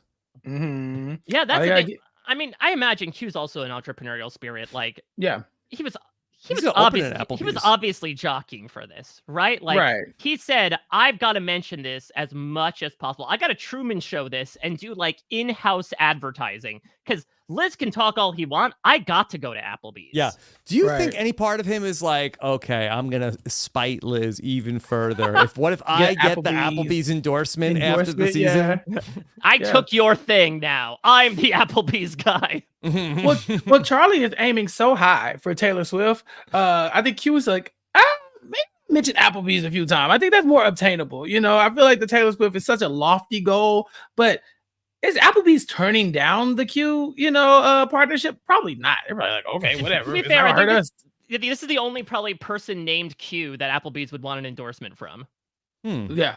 No. Okay. I will also say, Gray did point in the chat, Red Lobster just declared bankruptcy. Sorry, Debbie is now out of a job, I think. One of many. She was the server. That's true. Yeah. Yeah. We R.I.P. need Red we need Lobster. Beyonce to it's- drop Red Lobster in another song to get the hype back Yeah. up. You know, Well, what yeah, about that- Applebee's? Apple Tom- Beyonce? look, times were good back when Beyonce was talking about Red Lobster. It's gotten dark these days. Bring us back to Red Lobster days, B. Kendall's camera. So is Club Condo Applebee's coded? Absolutely not. Stop it. No, I No. mean, I will be Outback till I die. So I guess is that a competitor? Is it a compliment? I'm not entirely sure with these fast casual joints. Yeah, fast casual is not really my bag when it comes to food, but I think I think you could call Club Condo something of like a, you know, it's casual. It's called a club, but you know, there's no dress code here. It's very relaxed. There's probably a lot of menu options as well. We talk about a lot of things. Maybe there's a little bit of Applebee's to us. Maybe just a pinch. Mike, we were talking about the greatest confessionals last week with the newsletter. By the way, if you haven't checked out our new reality TV newsletter that we're doing here on RHAP, working with Kevin Jacobs of Big Brother Canada fame, you could subscribe at realitytvnewsletters.com. I worked on the Mount Rushmore of all-time confessional givers. You pointed out that maybe Q should have been in the discussion of people included in that list. He did have an all-timer this week. It was actually a rather quiet episode for Q other than this one particular moment, and it was wild. Yeah, it was absolutely bananas. There are, listen, the path of Survivor, the past like since Guatemala, has been laid with these confessionals of, look at this, I found an idol. We've seen it all. We've seen the happy dance. We've seen the bing. We've seen the this is huge. I needed this. In my opinion, it's tough to really liven it up, to make it new, to make it sparkly. Only someone like Q could succeed in doing that. Yeah, so I have a couple of clips from this confessional. It goes on for a while, but here are the highlights, okay? Here's part one. People, I've looked for days and hours on days. Nothing. Days. Do you On think days. could Q And hours. On days. Well, now I'm just thinking about, like, is Q trying to load everything up with subliminal messaging of stuff he should be on? Could Q be jockeying to be on Days of Our Lives? Days of Our Lives, different network. Yeah. I He'd be think like, he can transcend. you got to be bold out here. And Bold, beautiful. And And beautiful. beautiful. Yep, And yep. beautiful. I'm bold. And then, so Q's really like setting us up for revealing this idol. This is the part that gets pretty wild. I've told myself, Q, calm down. Calm for the last handful of days. Handful of. My hand is starting to hurt. I need the storm. Okay. I believe those are things overheard in Applebee's. A handful of days. My hand is starting to hurt. Relatable. I need the storm. Yeah. What is he talking about? Is there a through line between those three thoughts? Yeah, so No. is he holding the days in his hand? The only thing I was thinking is his hand hurting because he's like looking for the idol, or is his hand hurting because there's only a handful of days? Only a handful of days, and so But, he's like- tired of holding those days. He's got a But big is it grasp like, on them. are the days themselves like spiky? Are they burrs? And it's like, ow, it hurts. Days! Days! On days. Like his William Shatner moment. Days! He's got to hold them up for so long. Yeah, like this man would consider himself Atlas of like, I have the whole Survivor world on my shoulders. I've been holding up for a handful of days and I'm tired. I'm ready to quit. Yeah. And then finally, the reveal from Q. You just sit right there. Hold on, let me go in my pocket. What's in my pocket? It might be somehow. Oh, what's the matter? What's going on? Look what I found. Oh, Lord. Is Q about to show me the idol, or is he my uncle pulling a quarter out of my ear? Yeah. Rob, he's got your nose. You know, he's like, this is you. Come here. at that. Yeah. I got something right here. I got it. Yeah. What? But like, but I love the fact that he made it look like he had some sort of feral creature trapped in there, and then it also took him by surprise. So he's like, hold on a second. What? Like, what did he initially expect in this ruse when he was reaching in there? And then what did he receive in exchange? This makes so much sense. In our interviews, Rob, Q said that he never let anyone in on anything he was ever doing at any point in time, including production. This is perfect. He is that Kevin Malone confessional of like, sometimes I just say things and I don't know how the sentence is going to end, of him being like, all right, everybody, look what I've got in the old Q script. Oh, look at this. And it's going back in there. And I'm not pulling it out again for the rest of the episode. No, whip it out. You know, the suspense was killing us. He's such a showman. I think that's really what people need to take away from this. It's not that Q is just good and confessional. It's just he's having all these moments by himself. You know, this finding the idol. He doesn't need to play off of somebody else. He can really just own the television screen like this on his own. I think he's in that conversation for the best confessional givers for sure. Yeah. I talked to Q the other day. I asked him about Survivor 50. No surprise. He's definitely up for that. But do we think Q could potentially do another reality show in addition to Survivor 50? Survivor AU versus Survivor US. Gotcha. I mean, I think not only would I say get Q for the Traitors, I say get the entire Yanu tribe and put them on the Traitors. put the cast of Survivor 46 on the Traitors as a whole. Just move them just right after the finale. All right, so, I'll get on the plane. We'll take Q you would to be the great Traitors. on the Traitors, no doubt. But I'm just trying to be like realistic about it. So like the Australian Survivor thing, like he's going to be under contract. He's not going to be able to do it. Is it possible though, Mike? Could he squeeze in the challenge? That it's all part of the Viacom Paramount conglomerate for now. Yeah, so that's the other thing as well. We'll see what the shape of the challenge looks like. Maybe in a few months. I could definitely. Michelle did the challenge and came back and did Survivor Winners at War. Yeah, that's true. So it's not exactly unprecedented. I think. The matter for Q would be like, if he has to choose between shows, what would he rather do? And look, I think the Traitors is a more lucrative opportunity as well as a less physically conducive opportunity. Right. Though I think Q would be one of the best Survivor casting choices in challenge history because he is not afraid to mix it up whatsoever. Yeah. I don't think that like the Traitors in the short term is not a realistic possibility just because he's still going to be under contract. I don't think they're going to let Q go do the Traitors. But I do think that the challenge, if Q has a choice between the challenge or Survivor 50, Chappell, is it crazy to think that the challenge would be a better spot for him? Better probably. I don't know because Q isn't really challenge coded to me. Yeah. He doesn't get because the challenge competitors are normally like these young single people that like to fight and get drunk and maybe hook up every now and then. Q's married with kids. Like he's not really in that same vein. Also, he's not that good at challenges, y'all. He hasn't won anything. Chappell, he was throwing all of those. Yeah. He also quit 4 times and said he wasn't going to quit 4 times. Like I heard it. I've read the interviews. I see that. But at the same time, at some point you got to win something for me to take you seriously on a show called The Challenge. That's all I'm saying. Now, it also could be that when Q comes back from filming a reality show, he goes to Applebee's. These other people on the challenge, they immediately start pre-gaming for the next season. Like, Q's got houses to sell, you know? I don't know if he necessarily wants to get into that.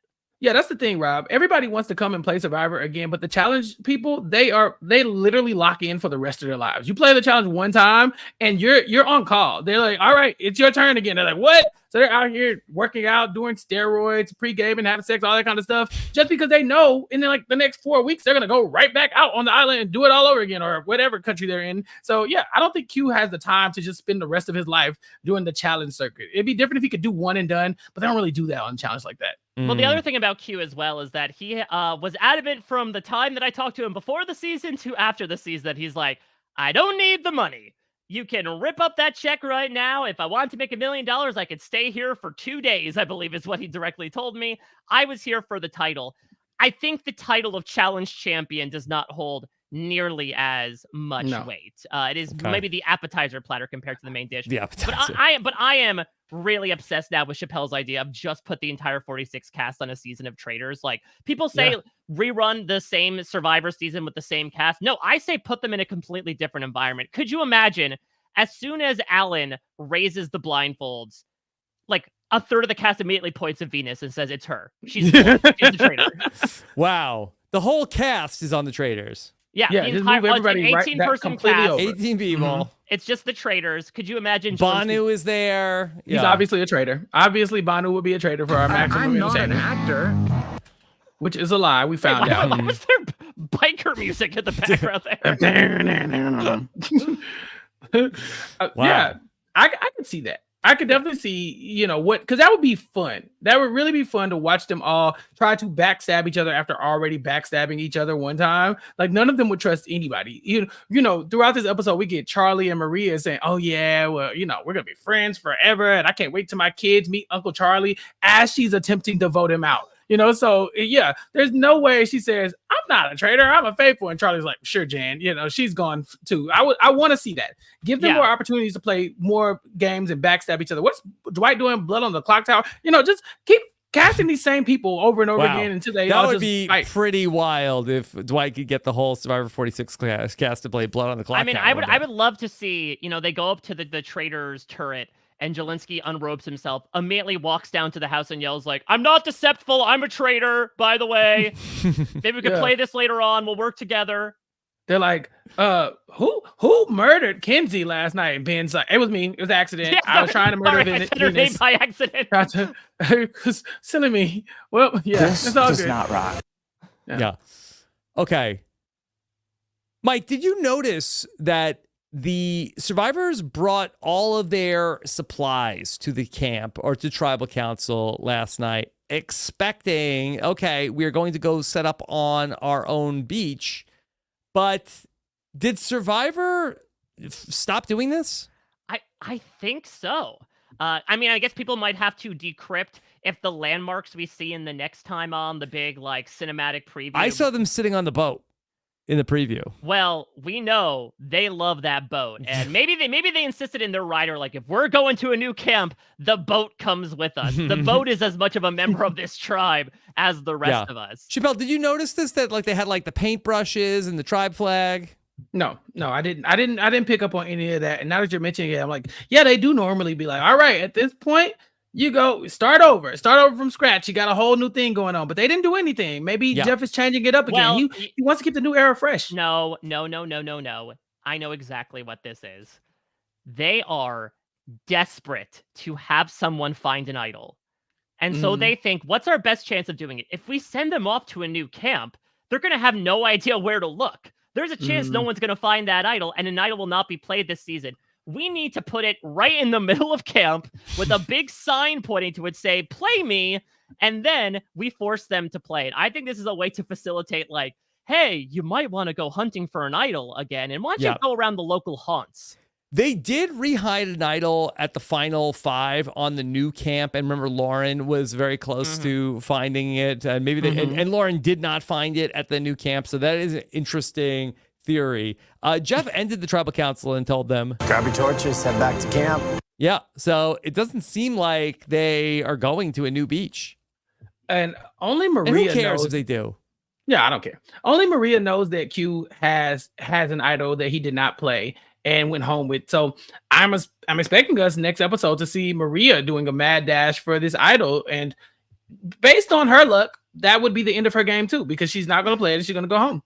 Yeah, I mean, it is interesting because Charlie does say in this episode, he's like, yeah, they might be searching for something, but I don't think something's out there. So maybe he did take Venus at her word of much like Q did. I got what's in here, Charlie. Oh, what do I got? I'm not going to tell you. And thinks that maybe she went out with an idol and maybe one wouldn't get played. And so nobody's going to look. But also if these people want to pursue, because we've also seen tailing happen, not as much in this season as the other ones, but I would imagine if I'm these other 4, my MO would be, hey, start following around Maria as much as possible to prevent her from getting the idol. If Maria at the final 5 has an idol that expires at the final 5 and doesn't play it and goes home, I got to bring it to the final tribal I'm council. done. That's going to be my big move. Did you see Liz is bringing a 5-pound piece of poop? Is it show and tell at final tribal? Yeah, what am I going to show? What am I going to show people? the way the internet would explode, I kind of want to see it now. Yeah. Mike, do you think that they're going to just hide an idol, or do you think they're going to hide an advantage also? I don't think they do both, because we still have, 3 hours for the whole shebang. And yeah, we don't necessarily see them take part in a challenge. Maybe they feel like there's so much exhaustion going on between Liz and Ben. We don't want to pull an Eric Reichenbach the second time and have to medevac someone in the final 5. That being said, I will also put out a bit of a prediction for the finale. Yes. I think there's a non-zero chance that Ben plays his own encore out at the final 4, if you catch my drift. Can you specify what you mean? Can you help me catch your drift? Yeah. Are you saying that he could walk out of the game at the final 4 or fail in fire making? I think my guesstimate this entire time is that Ben goes out in the final 4 no matter what. I look back to Survivor in the New Era loves to do moments of foreshadowing when it comes to fire. We go back to Deshaun in 41 struggling to make fire in the first couple days, matches up really nicely to him surprisingly beating Heather. Of course, everything with Carson and his fireproof glasses. And we had Ben in episode 2 start his scenes off by making fire and crying about it and talking about how, this is a moment where he still feels like that insecure kid sometimes that was, getting bullied back in school. And so he celebrates these little victories. I could see that as again, almost like the reverse Deshaun of having a comparable moment where he goes in against Charlie, the Dumb and Dumber alliance that failed together on the Savvy puzzle on day 1 is now faced off against each other and he loses. Or it honestly could be a moment where he's at this point, there's a chance I might light my head on fire if I am trying to make something right now, because I am so tired. I am so out of it. I am ready to just step out right now if I'm not getting taken to the final 3. Yeah, that's so interesting that he would not even almost as a gesture of, I'm going to cede my spot in the final 3. Here, you take it. You deserve it more than me. You think he could do something like that? Maybe to Kenzie.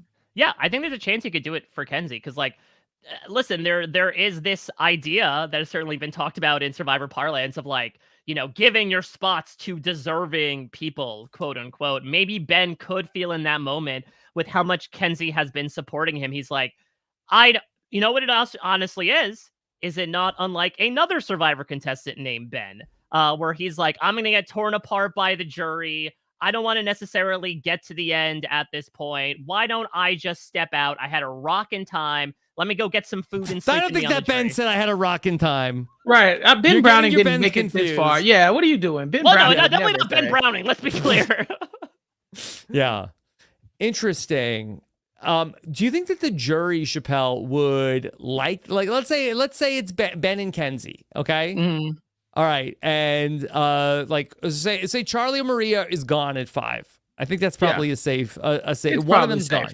One of them's gone. The other one wins the final 4 immunity. Says, I'm taking Liz to the finals.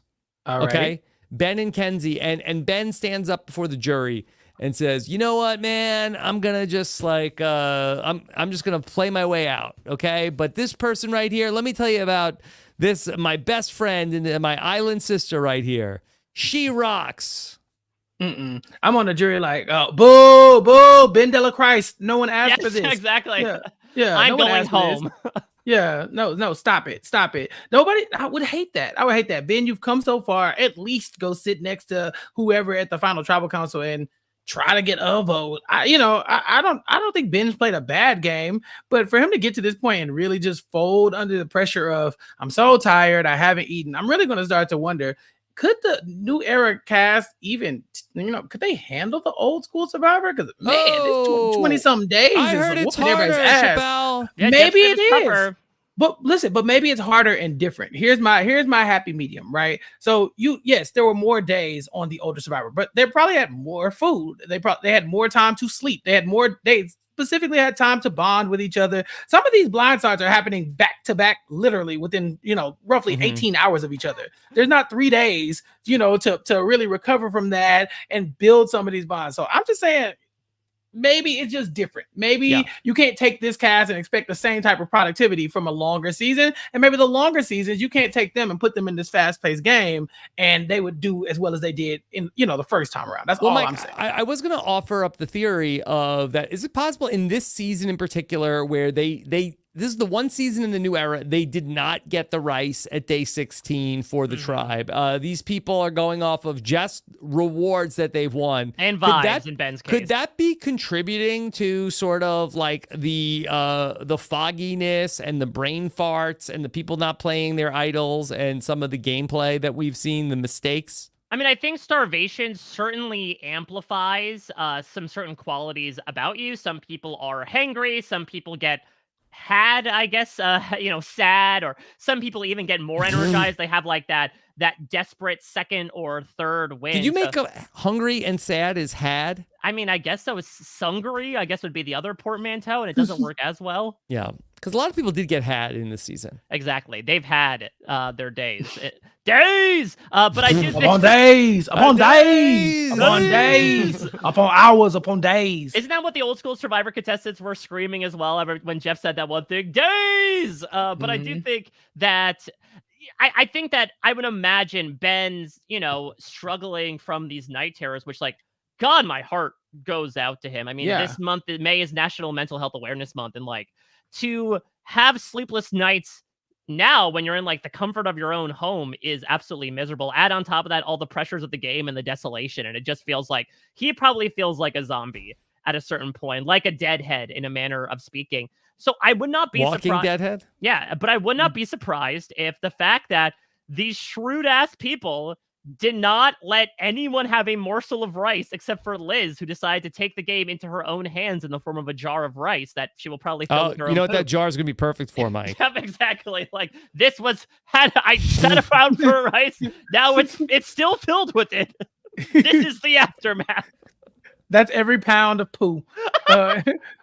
I had a direct 1-to-1 conversion. Yeah, the rice went directly into the jar. Much like my game metamorphosized over the course of the game. Survivor is like pooping in a jar, Jeff. All right, I did it. Fine. I messed up. I robbed the gas station. Just stop talking about pooping in a jar.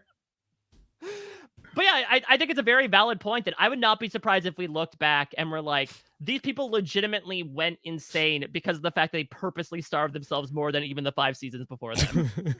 It's too much. They took it too far. Okay? We flew too close to the sun, everybody. We made it. Just give these people some food. Give them a little bit. Feed them. Feed them. Again, I think, was it Survivor season 1? They were giving them rations. Like, okay, we're doing food they ate drops. dog food. Yeah, For like no reason. They were giving them food drops and everything. And then by season 2, they're like, okay, everybody get one Dorito. Like it really just, the food situation fluctuates with these seasons so much that now we're just like, yeah, let's just not feed them at all. Just let them stay out there. If they win a reward, they can eat, but other than that, they cannot eat, and they cannot take back any food. No one's sneaking any mints under their tongue to bring back to the rest of the tribe or anything like that. This is bad. So yeah, I'm a little sympathetic to the new era cast. I just think that it's very different when the production just leaves you out there for dead. Now, that being said, I do like, and I don't think this is a direct response because they do plan out these rewards ahead of time, but I do feel like this is the new era season that it had the most, like, individual reward wins, which we always love. And the reason why has been seen in the past 3 episodes, which is it always causes drama.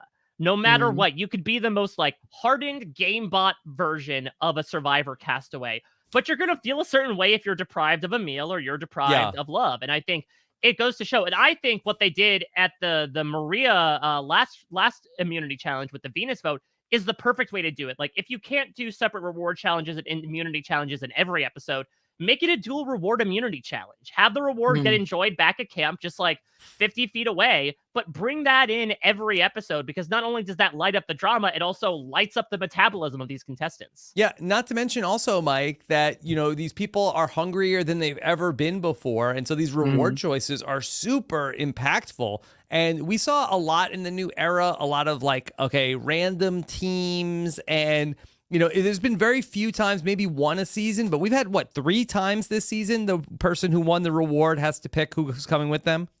Yeah, Yeah. so it was at 8, right? All at 876. Yeah. It should happen all the time. It should And literally somebody's happen gonna every have to time. do it at 5. Yeah, we're gonna get 4 in a row, much like the streak of idol flushes. It should happen every time, though. I think there should literally be a punishment for going out and winning immunity. And I'm not saying that, oh, yeah, like we should discourage people from wanting to win it, but we want more drama. We're trying to jam pack all of the Survivor fun into this shorter amount of time. Make it to where, yeah, you really need to do this, but you might show your hand if you win immunity, because then you have to pick people and it'll be very clear who you're working with. And it'll kind of expose people and make people actually have to strategize on a deeper level, right? It's less about, okay, do I need to win the immunity challenge just because I need to be immune, or should I be throwing the challenge because I don't want to show too many people what I got going on with my alliances? I'm sorry, I just have to say an intrusive thought that Okay.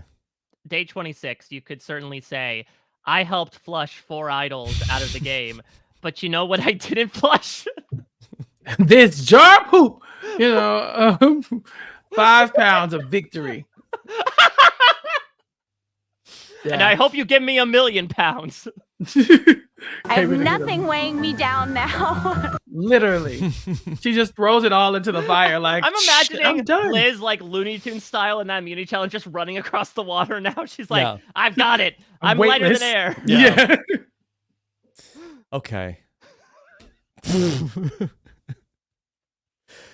Mike, we're coming up on the finale of the season, and we always like to, do some things here on what is our final podcast before the Survivor finale. Yeah. As we look ahead yeah, to a reunion. A reunion, an after show, which I am particularly excited for. I think Could be the best one. Yeah, well, listen, in some people's opinion, that might be a low bar, but I do think this might be what Jeff was going for with the initial angling of like, we want to get people's emotions raw and in the moment. These people will not relent. Even the most well-fed jury members will be like choking up bites of pizza to speak their mind about how they felt about certain things. But imagine they get to that final tribal council, they do the reunion show, Jeff brings out all the pizza and they forgot Liz. That reaction would just be perfect. They're like, Liz, oh my god, can we get somebody, please, anybody, something, a celery stick, something, can anybody, anything, I got this mitt. Right, check out this mitt. What the heck, you hoe bags? Imagine, and they're going to give them alcohol. Oh my Are they? God. That's They always give them champagne. champagne. Oh, no. Yeah, and that's going to be interesting because I think the one thing, well, I guess the drink they had, the gummy shark bowl at Applebee's, right, was alcohol. Yes. But I feel like that didn't necessarily change the behavior of these players who have kind of always, to Ben's point, been operating in an inebriated state this entire season.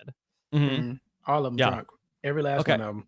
Well, Mike, what are some of the things that you are dying to see when we get to the reunion show? Yeah, should we do like a mock-up bingo card maybe? Come up with some like things we hope to see at the live after show, quote-unquote live after show in particular. A to-do list, if you will. Well, Okay. Mike, the first thing on my list has to be, I want to know when the players find out that what we essentially found out watching on TV is that all of them were voted out with idols, because they don't know this, right? They don't know Venus has an idol. They don't know. Oh, well, Maria's the only one who knows Q has an idol. They knew about Hunter's idol. They knew about Tiffany's idol because they told everybody. Venus is the only one who knows about Randon's idol. He didn't even get to play. You know what I'm saying? So I want to know when they finally compare notes. And when they tell them that Jem had the idol. So that's another big question, Rob. That's something that you and I asked a lot. Will any pre-jurors be mentioned in this after show? Gotta bring up Banu. There's no way. Jelinski. Yeah, gotta get his severalth mention on the show. Yeah. Okay, which pre-juror will get the most mentions? All right, I like this. So Chappell says Banu. Rob, you say Jelinski, or do you want to say Jem or Jelinski? Jelinski Now, for sure. What if they call 7 several? What if it's a vote of 7-1? Is that a Jelinski mention? Yes. Several is branded content. Despite how disparate these personalities are, there is a very valid chance that they collude to purposely make the vote several to 1. Well, I would be shocked. If they could not get on the same page the whole season. I can't imagine. Right? Yeah, they can't pull this off. That could be the one thing they'd say, guys, do it for the meme. Do it for Jelinski. This season has been an entire meme in and of itself. Can this not be a meme in a final vote? It really has been a wild season. So yeah, the vote count is something else that I'm very interested in, because we've had some very similar vote counts for other seasons where it's like, oh, this is kind of the pattern that we're following, but I don't know. I want to spice it up. I want to see who these people are going to really vote for. Is Liz able to get some votes? Does Ben get more than one vote? Is Maria versus Charlie who gets the vote? I'm very interested to find out how these all shake out. Okay. All right. Let's just lock in. Okay. Pre-juror with the most mentions. I'm going to go with Jelinski. The legendary. Right. Yeah. That's probably a good bet. I say Banu, but I think Jelinski's number one on the board. I mean, yeah, it is tough to. That's slim pickings between the rest. With no offense to the lovely people that got voted out or medevac, I will go with Jem just for that outside chance. Rob, to your point of like, could she be mentioned as? Jeff could be like, and also, you all didn't realize this, but Jem had an idol. But they all thought that Maria thinks that Ben had the idol. Like, is Maria going to be like, all right, Ben, tell the truth now. Who had the idol, you or Tim? And it's like, dude, I never had it. And Jeff says, hey, I do the interrogations here. Right. Yeah. I mean, Maria could have been an interrogator if you saw that secret scene. Yeah. Oh, absolutely. Like, she wasn't even questioning him. She said, oh, did Tim leave with your idol in his pocket? Mm-hmm. He's like, what? What are you talking about? What are you talking about? She's like, oh, don't give me that. You know what the hell I'm talking about. Don't play dumb with me. Right. Okay. Right. All right. So the second question, Chappell brought up about the vote count. Yes. Yeah. Are we getting a wild vote count this time, Rob? Yeah, or is this going to be pretty straightforward? I will go maximum chaos here. I think it's only fitting that Survivor 46 end the way nature intended. I think we get a 4-4 tie and the third place finisher breaks the tie on the island. Okay. I know that is a trendy theory, but I kind of feel like that we are going to be disappointed if we go in thinking that. I certainly understand how it could happen. I'm going to say I don't think we get a tie vote. I would like to know how it could happen, because this is the first time I'm hearing about this theory. I've not tapped Mike, into the do you trends. want the honors to talk this through? So let's yada yada through the first 2 hours of the finale. So you don't have to watch it, though. You should. Let's say Maria doesn't win immunity, simple boot at Final 5. And let's say that Ben does what I thought he would and falls on his own guitar and goes out in 4, either at fire or by his own volition, leaving a final 3 of Charlie, Kenzie, and Liz. So if we're looking at the jury, I could see that Soda and Tevin would probably vote for Charlie. They felt good about working with him. Now, they might be influenced by something in a final tribal council, but they wanted to work with him. They felt good about him, and it doesn't seem like there was any ill will towards him with them being behind partially his blind sides. Hunter would vote for Kenzie. Because it's clear that they had a very big relationship that wasn't shown. And she was the one that he relied on when it came to like whether or not he should play his idol. I think that Tiffany would probably vote for Kenzie. I don't think even if she felt a little certain way about like, why are you taking me out right now? I think she still has a lot of reverence for her. And maybe if Kenzie could explain her logic, it would make sense as to like, I couldn't go to the end with you because our games would be too divided. I think Venus would be a big toss-up here because she really wanted to work with Charlie, but it seemed like her and Kenzie were like each other's lost souls in that most recent vote. I think she votes for Kenzie. All right, so that's 3, or this is Kenzie. Yeah, 3-2. Q, of course, is up in the air, and I bet you he would not tell a single soul who he is voting for. Yeah, he's voting for Liz. And yeah, he would be like, you know what, Liz? To take this money, go to Applebee's. Go on a double date with me and Emily as soon as we get back. Mm-hmm. I think he would probably vote Charlie. I think he could definitely have that like game respects game. I was gunning for you. You were the big threat. You made it to the end. Major ups. And then Maria votes for Charlie and Ben votes for Kenzie.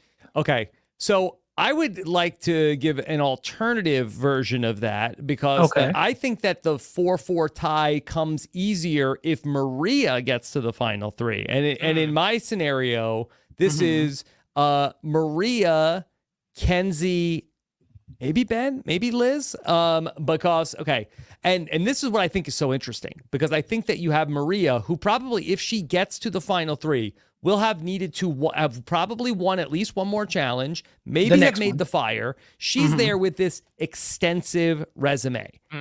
Here's Kenzie with not such a great resume. Maybe she has a move in the finale that we see to speak of.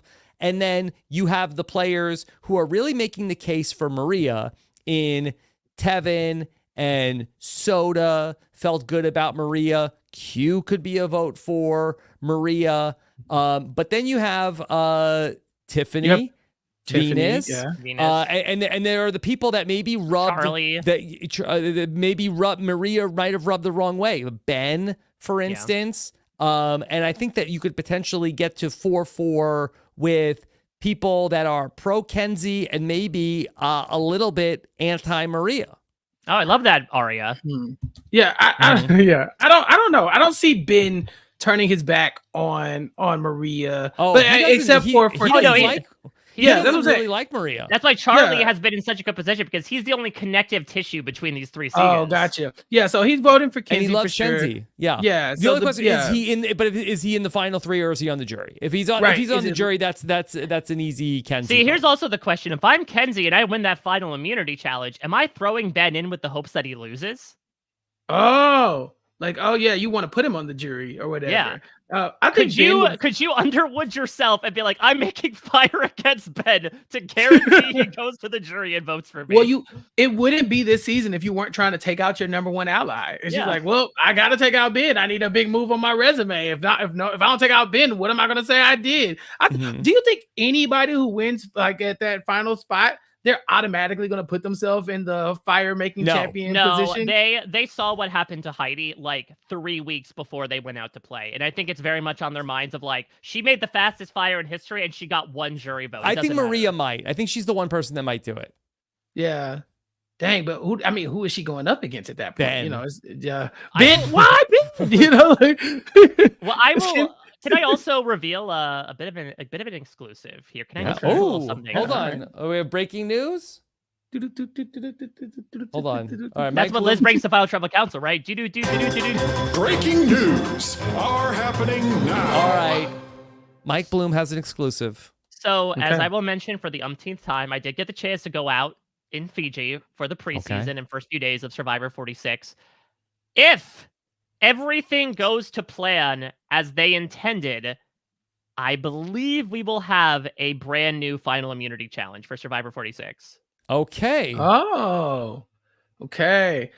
I like new challenges for sure because we've been seeing people prepping for the challenges so much now that Survivor really has to stay on their toes. We haven't even talked about that sexy dolphin puzzle. That was amazing. So I would like to see what they pull out of their hat for this new challenge. But in the past, we've seen like the big obstacle courses, right? Like I always think of like Worlds Apart. I think had a big obstacle course. Like I like those challenges. Yeah. But then you also have the, you know, no disrespect to present company, but you know, you have the endurance challenges where you're doing something dumb, like standing with a little, you know, thing on your end and you're flipping coins or whatever. You know, we used to stack plates and bowls and stuff like that, like in the olden days. So I don't really know when you say new, what do you mean by that? What are we doing? How about this? You can ask 3 questions that I will give a 1-word answer to. Okay. All right. Okay.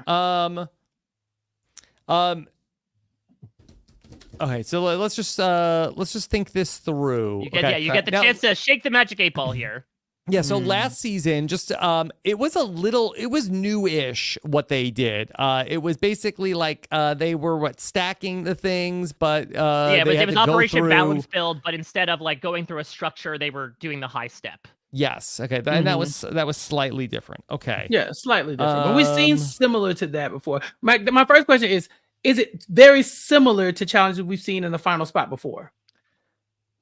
God, I don't want to say kind of. I will say no, but after you see it, again, if this is the challenge, there is one element that does feel very similar to a final immunity challenge we've recently encountered. Okay.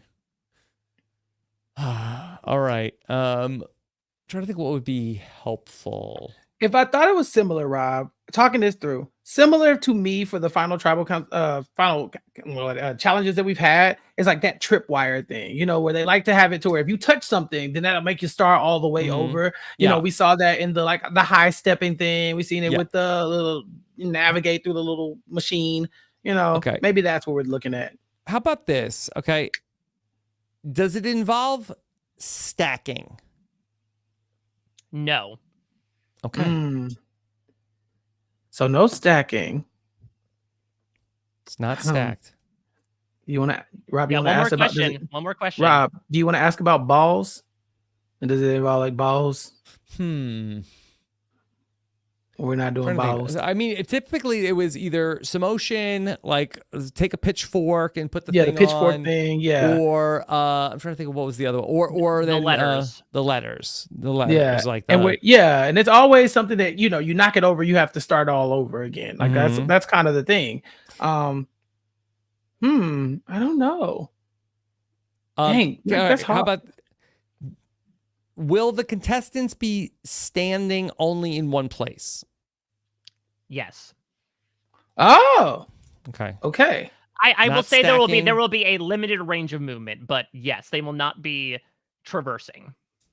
Okay. They're not stacking anything. And it's similar to ones we've had in the past. I don't know, Rob. This is tough. Shops closed. Shops closed. That's all I we can can't ask say. any more questions. But you said got my juices there's a flowing. part of it that's reminiscent of a recent past Final Unity Challenge. Yes. Well, I think Samotion is the only one where they don't move at all. The pitchfork one isn't that much motion either, though. Like they're kind of in one. They do the thing. There's not that much motion. Man, I don't know, Rob. This is tough. They did so much Samotion in recent years. This is like almost every other season with Samotion. Yeah, and then Australian Survivor has the super Samotion where they have to like run up a ladder and drop the ball. That's the final too. They do like their final challenge is like a torture chamber. Yeah, it's like leaving Liz bloodied, much like her leg by the end of it. Yeah. Okay. I don't know, Rob. This is gonna be tough, but you got the juices tangential. flowing. I'll tease it, and I think to your point, Chappell, it does speak to what Jeff talked about on the podcast this week, which was like, for a while we said it's cool that our contestants print out in 3D, practice these puzzles. Maybe we shouldn't do that anymore, and that's sort of an example of this. That they kind of loosely retired some puzzles, kind of slipped it under the radar, and brought out new ones like the Lisa Frank fantasy that was that dolphin this week. I love that puzzle so much. I'm sorry, it was so good. I don't know, because all of our challenges, so I'm thinking back, right? Samotion has been the final challenge for at least 3 out of the last 5 seasons, or probably 6 seasons. In the new era, I'm trying to think. I really it was the 40. It was the 42 final, and it was the 44 final. 44 41, and 40. I feel like was 41 finale. I feel like was so unmemorable. Yeah, 41 finale was the 41 finale was the letters. That's what Xander won. 43 finale, I believe, was also the letters, and I think 45 was the bowls. I thought 43 was the bowls. No, 43 is the. Because remember, Owen broke his thing. Yep, you're right. It was the 15 ceramic dishes through a narrow slot in a metal structure. So 41 might be the only time that we've had the letters as a final immunity challenge. So I don't know. And Winners at War was Samotion. It was Samotion again, yeah. So it's like they can't move. They're not stacking something. Oh, actually, didn't 41 have instead it was the hold the rope and balance the letters? Yeah, it was the like Sydney Gillum. Yeah, where you have to balance it and you back up slowly, the Sydney challenge is what I call it. But yeah, I don't know. I really don't know what you could do if they're not stacking something and they're barely moving. It has to be balanced at that point, Rob. Like where they're not, because if they're not stacking anything and they're barely moving, what else could they be doing? Oh, I guess something like Samotion, I guess, would be similar. So if like maybe they're not like doing the ball catch thing, but they're doing something else. I guess we'll have to find out on Wednesday. Yeah, okay. I don't want to spoil it for you when they drop 100 geckos from the ceiling, and it's catch as many as you can. Wow. Yes, in your mouth. Okay. Yeah. Any other questions we want to set up about the reunion show? Will Q eat 23 slices of pizza at the reunion show? Oh, that's a good point. Like, will he just grab 3 boxes and say, and these are mine? Thank you very much. Will we talk about the Q skirt? I feel like it has to come up. Yeah, I feel like it has to come up. Will Q wear a Q skirt to the final tribal council? Of course. You think so? It's good branding. He did get Maria in on it. Yeah. I think, Bennett talked about it in this episode. I was like, we all opened our eyes and realized that our night terrors have come true and that Maria and Q are working together. Maybe the fact that he was able to talk her into wearing a Q skirt to tribal council was the first sign. Do we get Ben maybe making reference to another rock song? Because he definitely made one in this episode. I think I don't think remember what it almost was. during every challenge. That's really when Yeah. Ben comes alive. Yeah. Like I think it's the Frampton. idea of food that he's like, oh, Yeah. thank God. Mhm. Yeah. Even during the reward challenge, he was like, he's like, Jeff, I'm thinking Pinball Wizard in my head. And he's like, Jeff, give me a Van Halen reference. Like, I feel like that Ben is like at his most alive, like during these challenges. All right, let me throw out one final question, because Rob, you and I brought this up for the 44 finale. What animal or piece of iconography will be like the focal point of the Survivor 47 logo? Because we will get some sort of teaser for it. I don't know if it'll reset the last couple? Because I mean, look at this like 46 logo. It's just like swamp people. Like, yeah, what the I hell mean, is this? I would say I guess it has the geckos. The gecko is probably what I'm indicating, like animal iconography, though that hasn't always been the case. It has been for the last two, where of course we get the BAB, the big ass bird, in 45, and then we get the geckos in 46. Do you think we're going to keep going with another animal in 47? Because we will see some sort of teaser for it. I don't know if it'll involve contestants, but we'll get that logo revealed. What do you think is going to be like the main thing to take away from it? Yeah, and it'll be interesting to see what we get from Survivor 40 several, because that, to my understanding, the contestants have only recently left to go start the game. Yeah, so we shall see if that turnaround will be tested, or if we might get a little bit of like, remember when they teased blood versus water and it was just a drop of red food coloring in a bucket of water? We might get something along the lines of that. But but I think they ultimately teased what the theme was going to be, because the theme had not shot it yet. They were leaving like right after that finale. Yeah. That's always the interesting thing as well, when they tease like on the even numbered seasons, the odd number seasons coming up, because they have nothing in the can. Yeah. As far as animals go, the geckos were an animal we had this time. You're right. We had the birds on the last one, on the other one. Then we had 43 had a huge octopus. Yeah. Right. And then that's it as far as animals. There was 41 had somebody drowning. 48. Right. For sure. But yeah, they had somebody drowning in the ocean in 41. We got the lock and key in 42. And the maze. So I mean, in the maze. I don't like that the logos don't mean anything. I don't like that you have these geckos on here, but they've actually not. We haven't talked about geckos at all since the first episode. Since that first echo. I mean, how did you follow up the biggest gecko you'll ever see in your life with bloodshot eyes like my perps as I bring them in and charge them with drug possession? Yeah. I don't know what animal, what other beach style animals should we get right now? I don't know. Could it be like a spider? Could we do something like that? Oh, a spider's nice. A bat. There are lots of bats in Fiji. I know that we already kind of have the night theme with 46, but do we keep moving throughout the day and get to like a midnight with the bats flying across? I don't know. Maybe like some snakes. Snakes are fun. We're flying as blind as a bat. Yes, exactly. Yeah, exactly. We could go with like, I guess lizards are too analogous to geckos. What about if we go into the ocean? If we get like a dolphin or something? Yes, I'm telling you, after that puzzle, I'm all in on dolphins. Let's do it. It'd be pretty cool. I'm just saying. They got to carry a big ass dolphin through the water. That'd be cool. Wow. Yeah, I'll take it. Okay.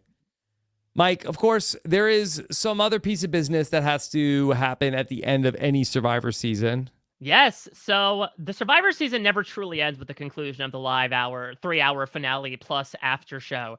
Then we wait with bated breath. Sometimes, in your case, Rob, during your own interviews, news pieces get dropped, as Sia will at some point in the intervening days give away money, assumingly, to some contestants. Now, look, it should be said, she didn't give away any money in Survivor 41. She only gave away money to one person in Survivor 42. So it's not exactly like a deeply held tradition that it's always going to be 3 people get these amounts of money. I will say, though, if we want to do a quick draft for who's going to get the Sia money this season, this may be the toughest pick of the litter yet. Yeah. I think that we should lock in. I don't think we should do a draft because I think there's only so many people, but I think we should lock in our like top, our 100K and then 2 15Ks. Ooh, I like that. Dondi style. But we could, okay. You know, I'm a stump for my boy. Give me Banu. How does Banu not walk out of here with 100,000 Sia dollars and 100,000 hearts? I'm just saying, it's right there. I mean, I get it. but it has been, what, 2+ months since that's happened. Now, maybe if Banu's mentioned, like we talked about with Tevin, on the reunion, that might remind her, like, oh yeah, remember that guy? Okay, I see it. Yeah. You think Banu is getting the 100K, or you think he's getting one of the smaller prizes? I think if you're giving away 100K, you have to give it to Banu. I'm sorry. Wow. Yeah. I don't know. I think there's a chance he might get like Ryan from season 43 is like no, actually Caleb got the money as well. I was gonna say he was the earliest recipient of the Sia money, but Caleb just got it last season. But I think, I mean, again, it's weird because usually our criteria for Sia money is like who has this big heartbreaking story that Sia, is able to sympathize with. But not necessarily. Like, Sia's been all over the map. I think that you could make the case for a lot of different people this season. Like, I think I can make a case for, probably several. Well, I think at least one of Ben or Liz is getting some form of money. Yeah, I think, first off, Ben is a musician. Ben has had a hard time. Ben has had the night terrors. Ben is like a super sweet guy. If anyone has had like the biggest quote unquote sob story, we consistently go back to Ben talking about like, I go back to myself as a kid and the insecure person that I was and that I am now. Like he had that most coded stuff throughout the season. Yeah, and those music references are not going to be lost on Sia. So Ben is definitely in one of those 3 slots. Okay. In my opinion. Yeah. So Kenzie, you take Ben over Banu. Kenzie had a big heart, was sympathetic towards Ben. I think that, Kenzie is somebody, I think Sia is going to eat Kenzie up. Does Kenzie win the game, though? Does that potentially hurt Kenzie in getting Sia money? Could Sia not wear her glasses while watching the show and think, wow, Carolyn's playing again and she's a redhead. Okay, I'll give her money again. And she loved Carolyn. Yeah. Right. Is there any way Mariah looks up and she tries to give the money to Liz, but, Sia's not wearing her glasses, so maybe Mariah gets the money. There's a lot to be money. Not Mariah, but I think that Liz, also is in the mix to potentially get Sia money between her story, and she didn't go to Applebee's. She didn't eat. Right. And so I think that Liz is definitely in the mix here. I could see Maria, maybe? Like, it's tough because Maria has certainly not worn on the goodwill of others, but she just had this big heart-wrenching scene this episode about, it feels like my heart is breaking in 3. Now, I'm just going off of precedent that, yes, Carolyn got the Sia money, but I feel like that the typical mom archetype has not been a big recipient of the Sia money. Lauren Harp's story was that she was the mom. That's true. Right? Yeah, that was direct. Because I remember on this very podcast, Rob, I was like, I think Lauren's getting, because she just got that footage. I remember in the previous episode of like her own backstory. I could see Sia being like, and granted, it wasn't like as much with the file photos as she got early in the season, but I think she could be like, Maria, you're a fighter. You never gave up and you did it for your family. You didn't get the letters. Yeah. But here's, you didn't get pictures of your family, but here's 100 of them with, so-and-so's photo on it. All right. But what about Charlie? Or is Sia like, oh, he's this guy, this piece of work, all he does is talk about Taylor Swift. Well, is Taylor Swift giving money to these people? I don't think so. Sia doesn't like Taylor Swift. The Swifties know what I'm talking about. They're not friends. So no, this isn't going to work. That's actually that's a pop battle from way before your time, Rob. The real ones know that's not happening. Probably's not getting the money. Here's something. Could Sia be one of the people in that Venn diagram to call Venus mother? And I know there's not a good history of mother money. Venus could be the mother. It's certainly possible, and especially Venus's final words, talking about fighting for the freedom for the women of Iran. I think certainly could open up some consideration. Yeah, I think as well, again, that storyline in the beginning, look, it ended a little bit more mixed, but certainly that idea of like, she was on the outs of her tribe, she was ostracized socially. There's certainly a storyline of like, Venus is saying all the right things that people should be doing, but nobody is listening to her. And she is definitely someone that factors into the underdog story. Again, that's why Caleb ended up getting money, despite the fact that he ended up getting voted out like 6 episodes before the finale. But, okay, big question though. Okay, could Sia consider Q? Sia, listen to me. Stop, and this applies to Liz too. Stop giving rich folks money. Stop it. Just stop it. And honestly, Survivor needs to cast more poor people. because this I want to play for the title is how people end up not playing their idol. I need people who are out there fighting for their lives, who they want to eat. I need somebody stealing Yao Man's truck. You know what I'm saying? Like that's the kind of energy I need from my Survivor players. All this, I don't need the money and all this other stuff. That's cute or whatever. But for the people who are cute. They're putting their life on hold to go play this game to change their livelihoods. They need the money. I'm sorry. This time, Sia, I cannot sign out on rumored billionaire Liz Wilcox and also rumored billionaire Q taking this and winning more money from Sia. I just can't. You know what they would do? They would take that money directly to their Applebee's double date and wipe their mouths with it from the marinara sauce from those. They're like, $100,000. I was looking for some toilet paper. It's like, yeah, give it to me. Like, all right, this is going right in the jar.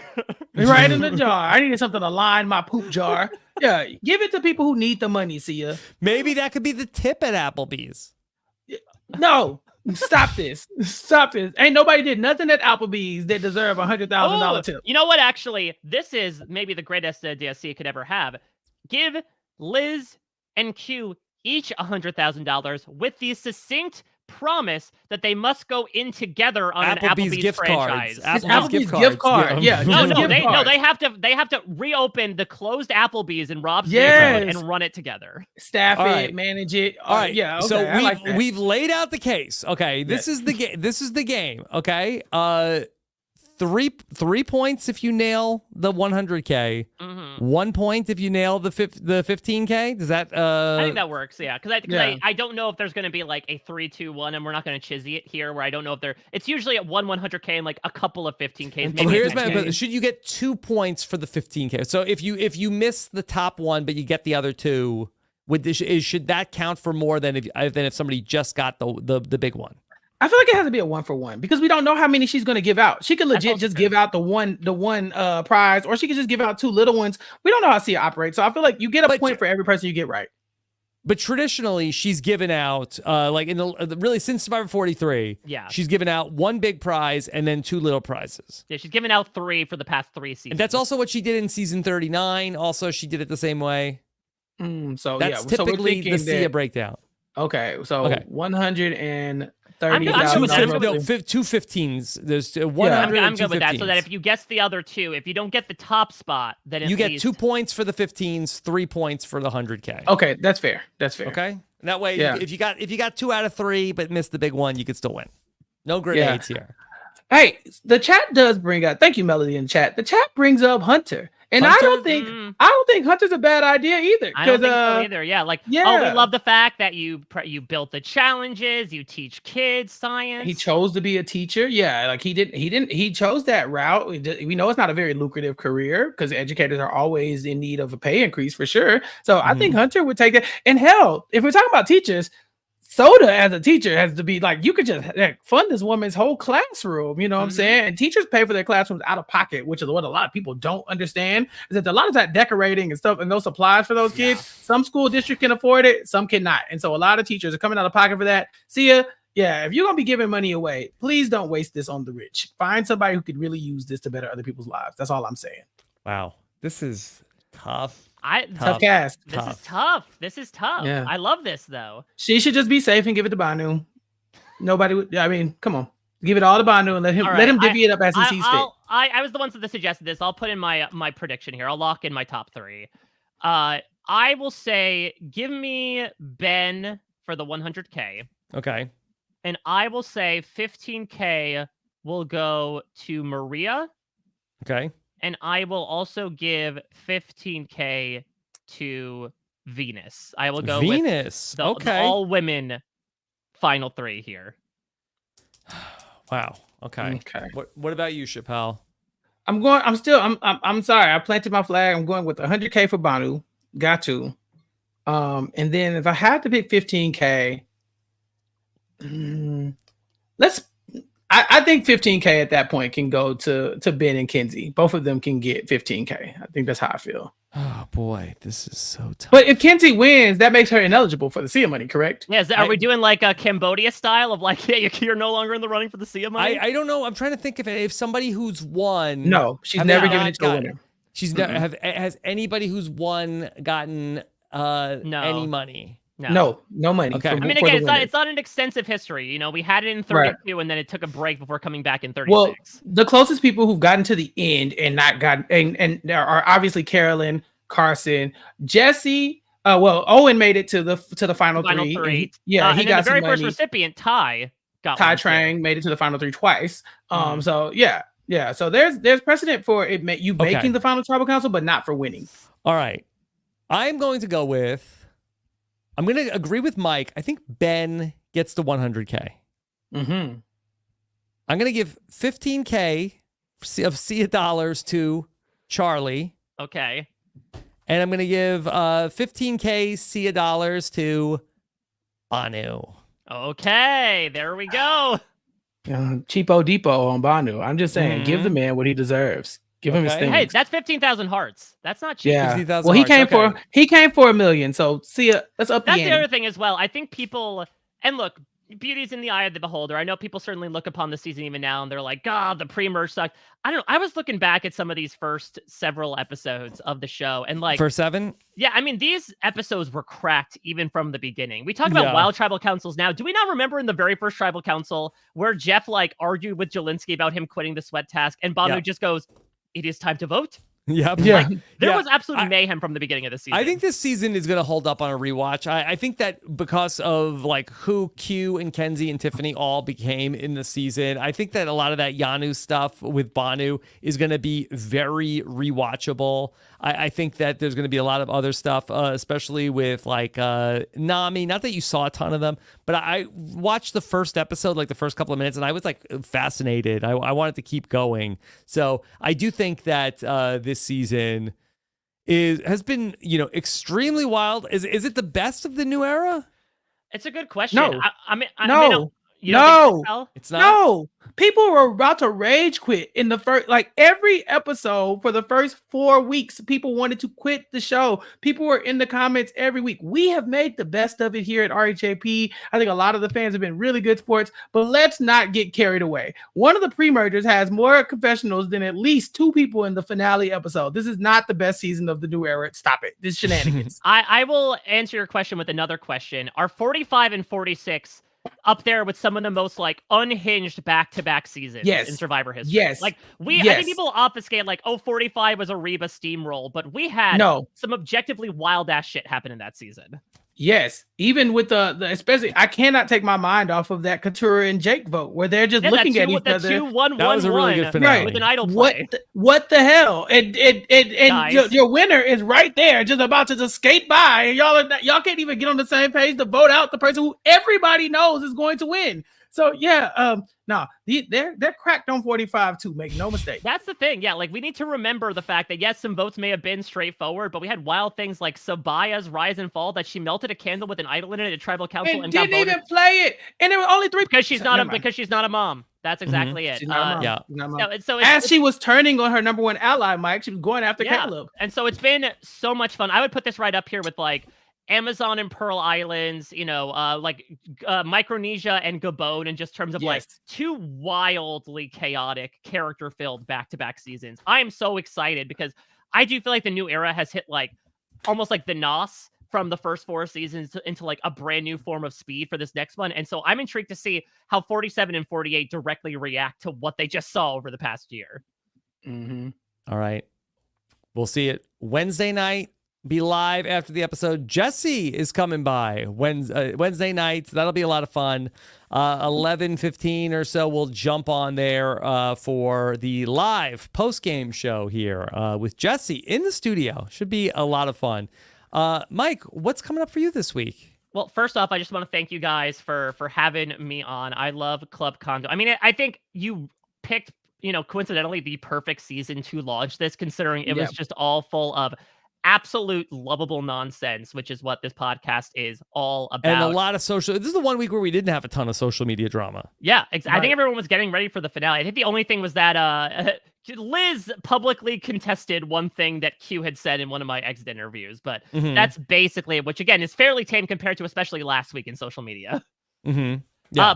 But lots of stuff happening. I'll also, to Rob's point, be doing my exit press with the final 5 at Parade. Also, the B&B, as mentioned, we had Puya on. Still listen to that. You got a couple days until the finale. That was a lot of fun. Bit of a contentious ending to one of our games this week. And we'll also have Brandon Donlin on our B&B for the finale, which should be a very fun time.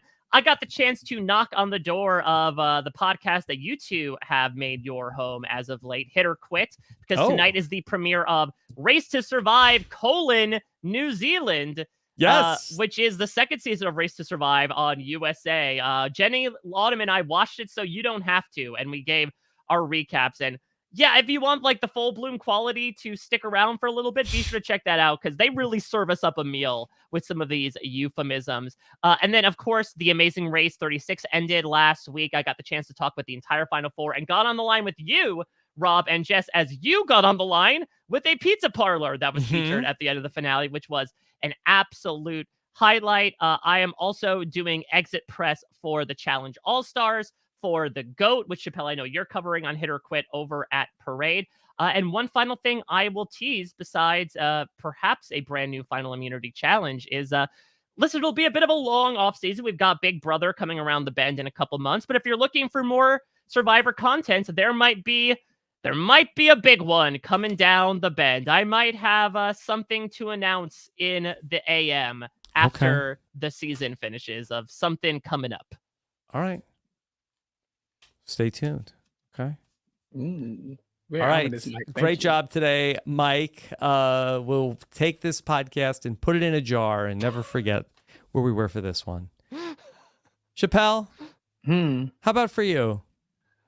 First and foremost, yeah, I have to point out how fun it's been talking about Survivor with you every week. And this has been such a blessing. I've never got to do this with you before. So this is so much fun. Talking to you, Mike Bloom, all the amazing guests that we've had, like a Survivor nerd's dream. So thank you so much for allowing me to sit up here and be your D It's been a real treat to do this. It's been like a really fun way to end the week each week for talking about get your reactions, everything that's going on with this crazy cast. Yeah, I've had such a good time, and I do think that Mike is right. This has been very fortuitous of us that we've gotten so lucky with just this particular brand of crazy, and then I think you just happened to, and you came across the crazy guest, you know, especially with me as your sidekick for this one. So I appreciate it so much. How far we've come. The people in the chat, Mrs. B in the chat saying how far Club Condo's come since we were podcasting below water. I don't know if you remember the early days. I remember. Of Club Condo. Yeah. But yeah, we've made it. And so now the Survivor's over, I'm just going to focus more on the other podcasting I'm doing at RHAP. Sasha and I are still talking about Below Deck live on Wednesdays. We're wrapping up Below Deck, but we'll be moving on to the next Below Deck once it starts. And so that's been a fun time with Sasha, and it'll be fun moving forward. Then Nothing But Netflix, Rob, you and I are always talking about different Netflix shows every week. So that's a good time. We talked about, what was it? Meet the Mother? Was it? Or Mother of the Bride with Brooke Mother Shields. of the Bride. Yeah, Mother of the Bride on Nothing But Netflix this week. So check that out. Could that be a precursor to a Maria win? I'm just saying. It was Mother's Day, and since Venus was gone, I think Maria's the next up. You know, next mother in line. So people can check that out on Nothing But Netflix, and then of course me on Recap Kickback. RecapKickback.com is where you can find me doing the majority of the other podcasting outside of RHAP, where I'm just like talking about whatever I want to talk about. It's a great time. Check out the website, but check out the YouTube page, youtube.com/@RecapKickback to keep up with all the stuff I have going on and more. All right, Chappell, great job. Thanks to everybody who joined us all season long. Appreciate all of your comments in the live chat and then after the episode as well. We love to read them. Appreciate you. We'll be back Wednesday night to find out who the winner of Survivor 46 is. Take care, everybody. Have a good one. Bye.